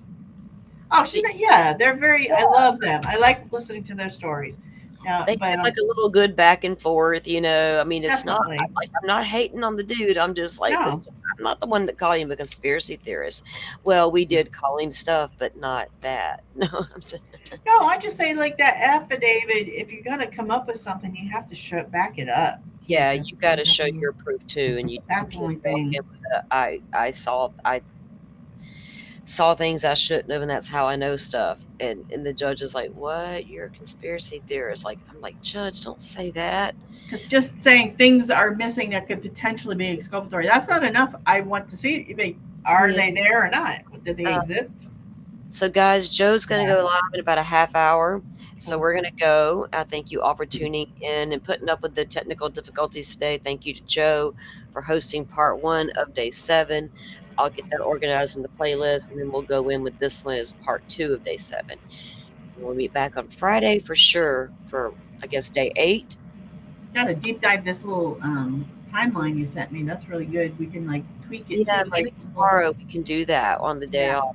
Work on that a little bit. Tomorrow at like 12:30, I have an appointment for my car, so I could be there in the morning. Just let me know, because I just, like I said, I got a little bit of something I got to work on, but I don't quite. That'll probably be in the evening, honestly. So anyway, everybody go get Joe. Excuse me. Did we get Joe's link in here? Butterflies at work. I'll grab it. Hold on. I need a drink.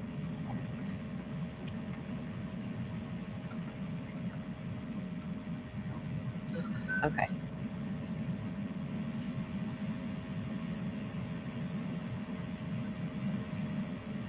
I feel like I need a nap.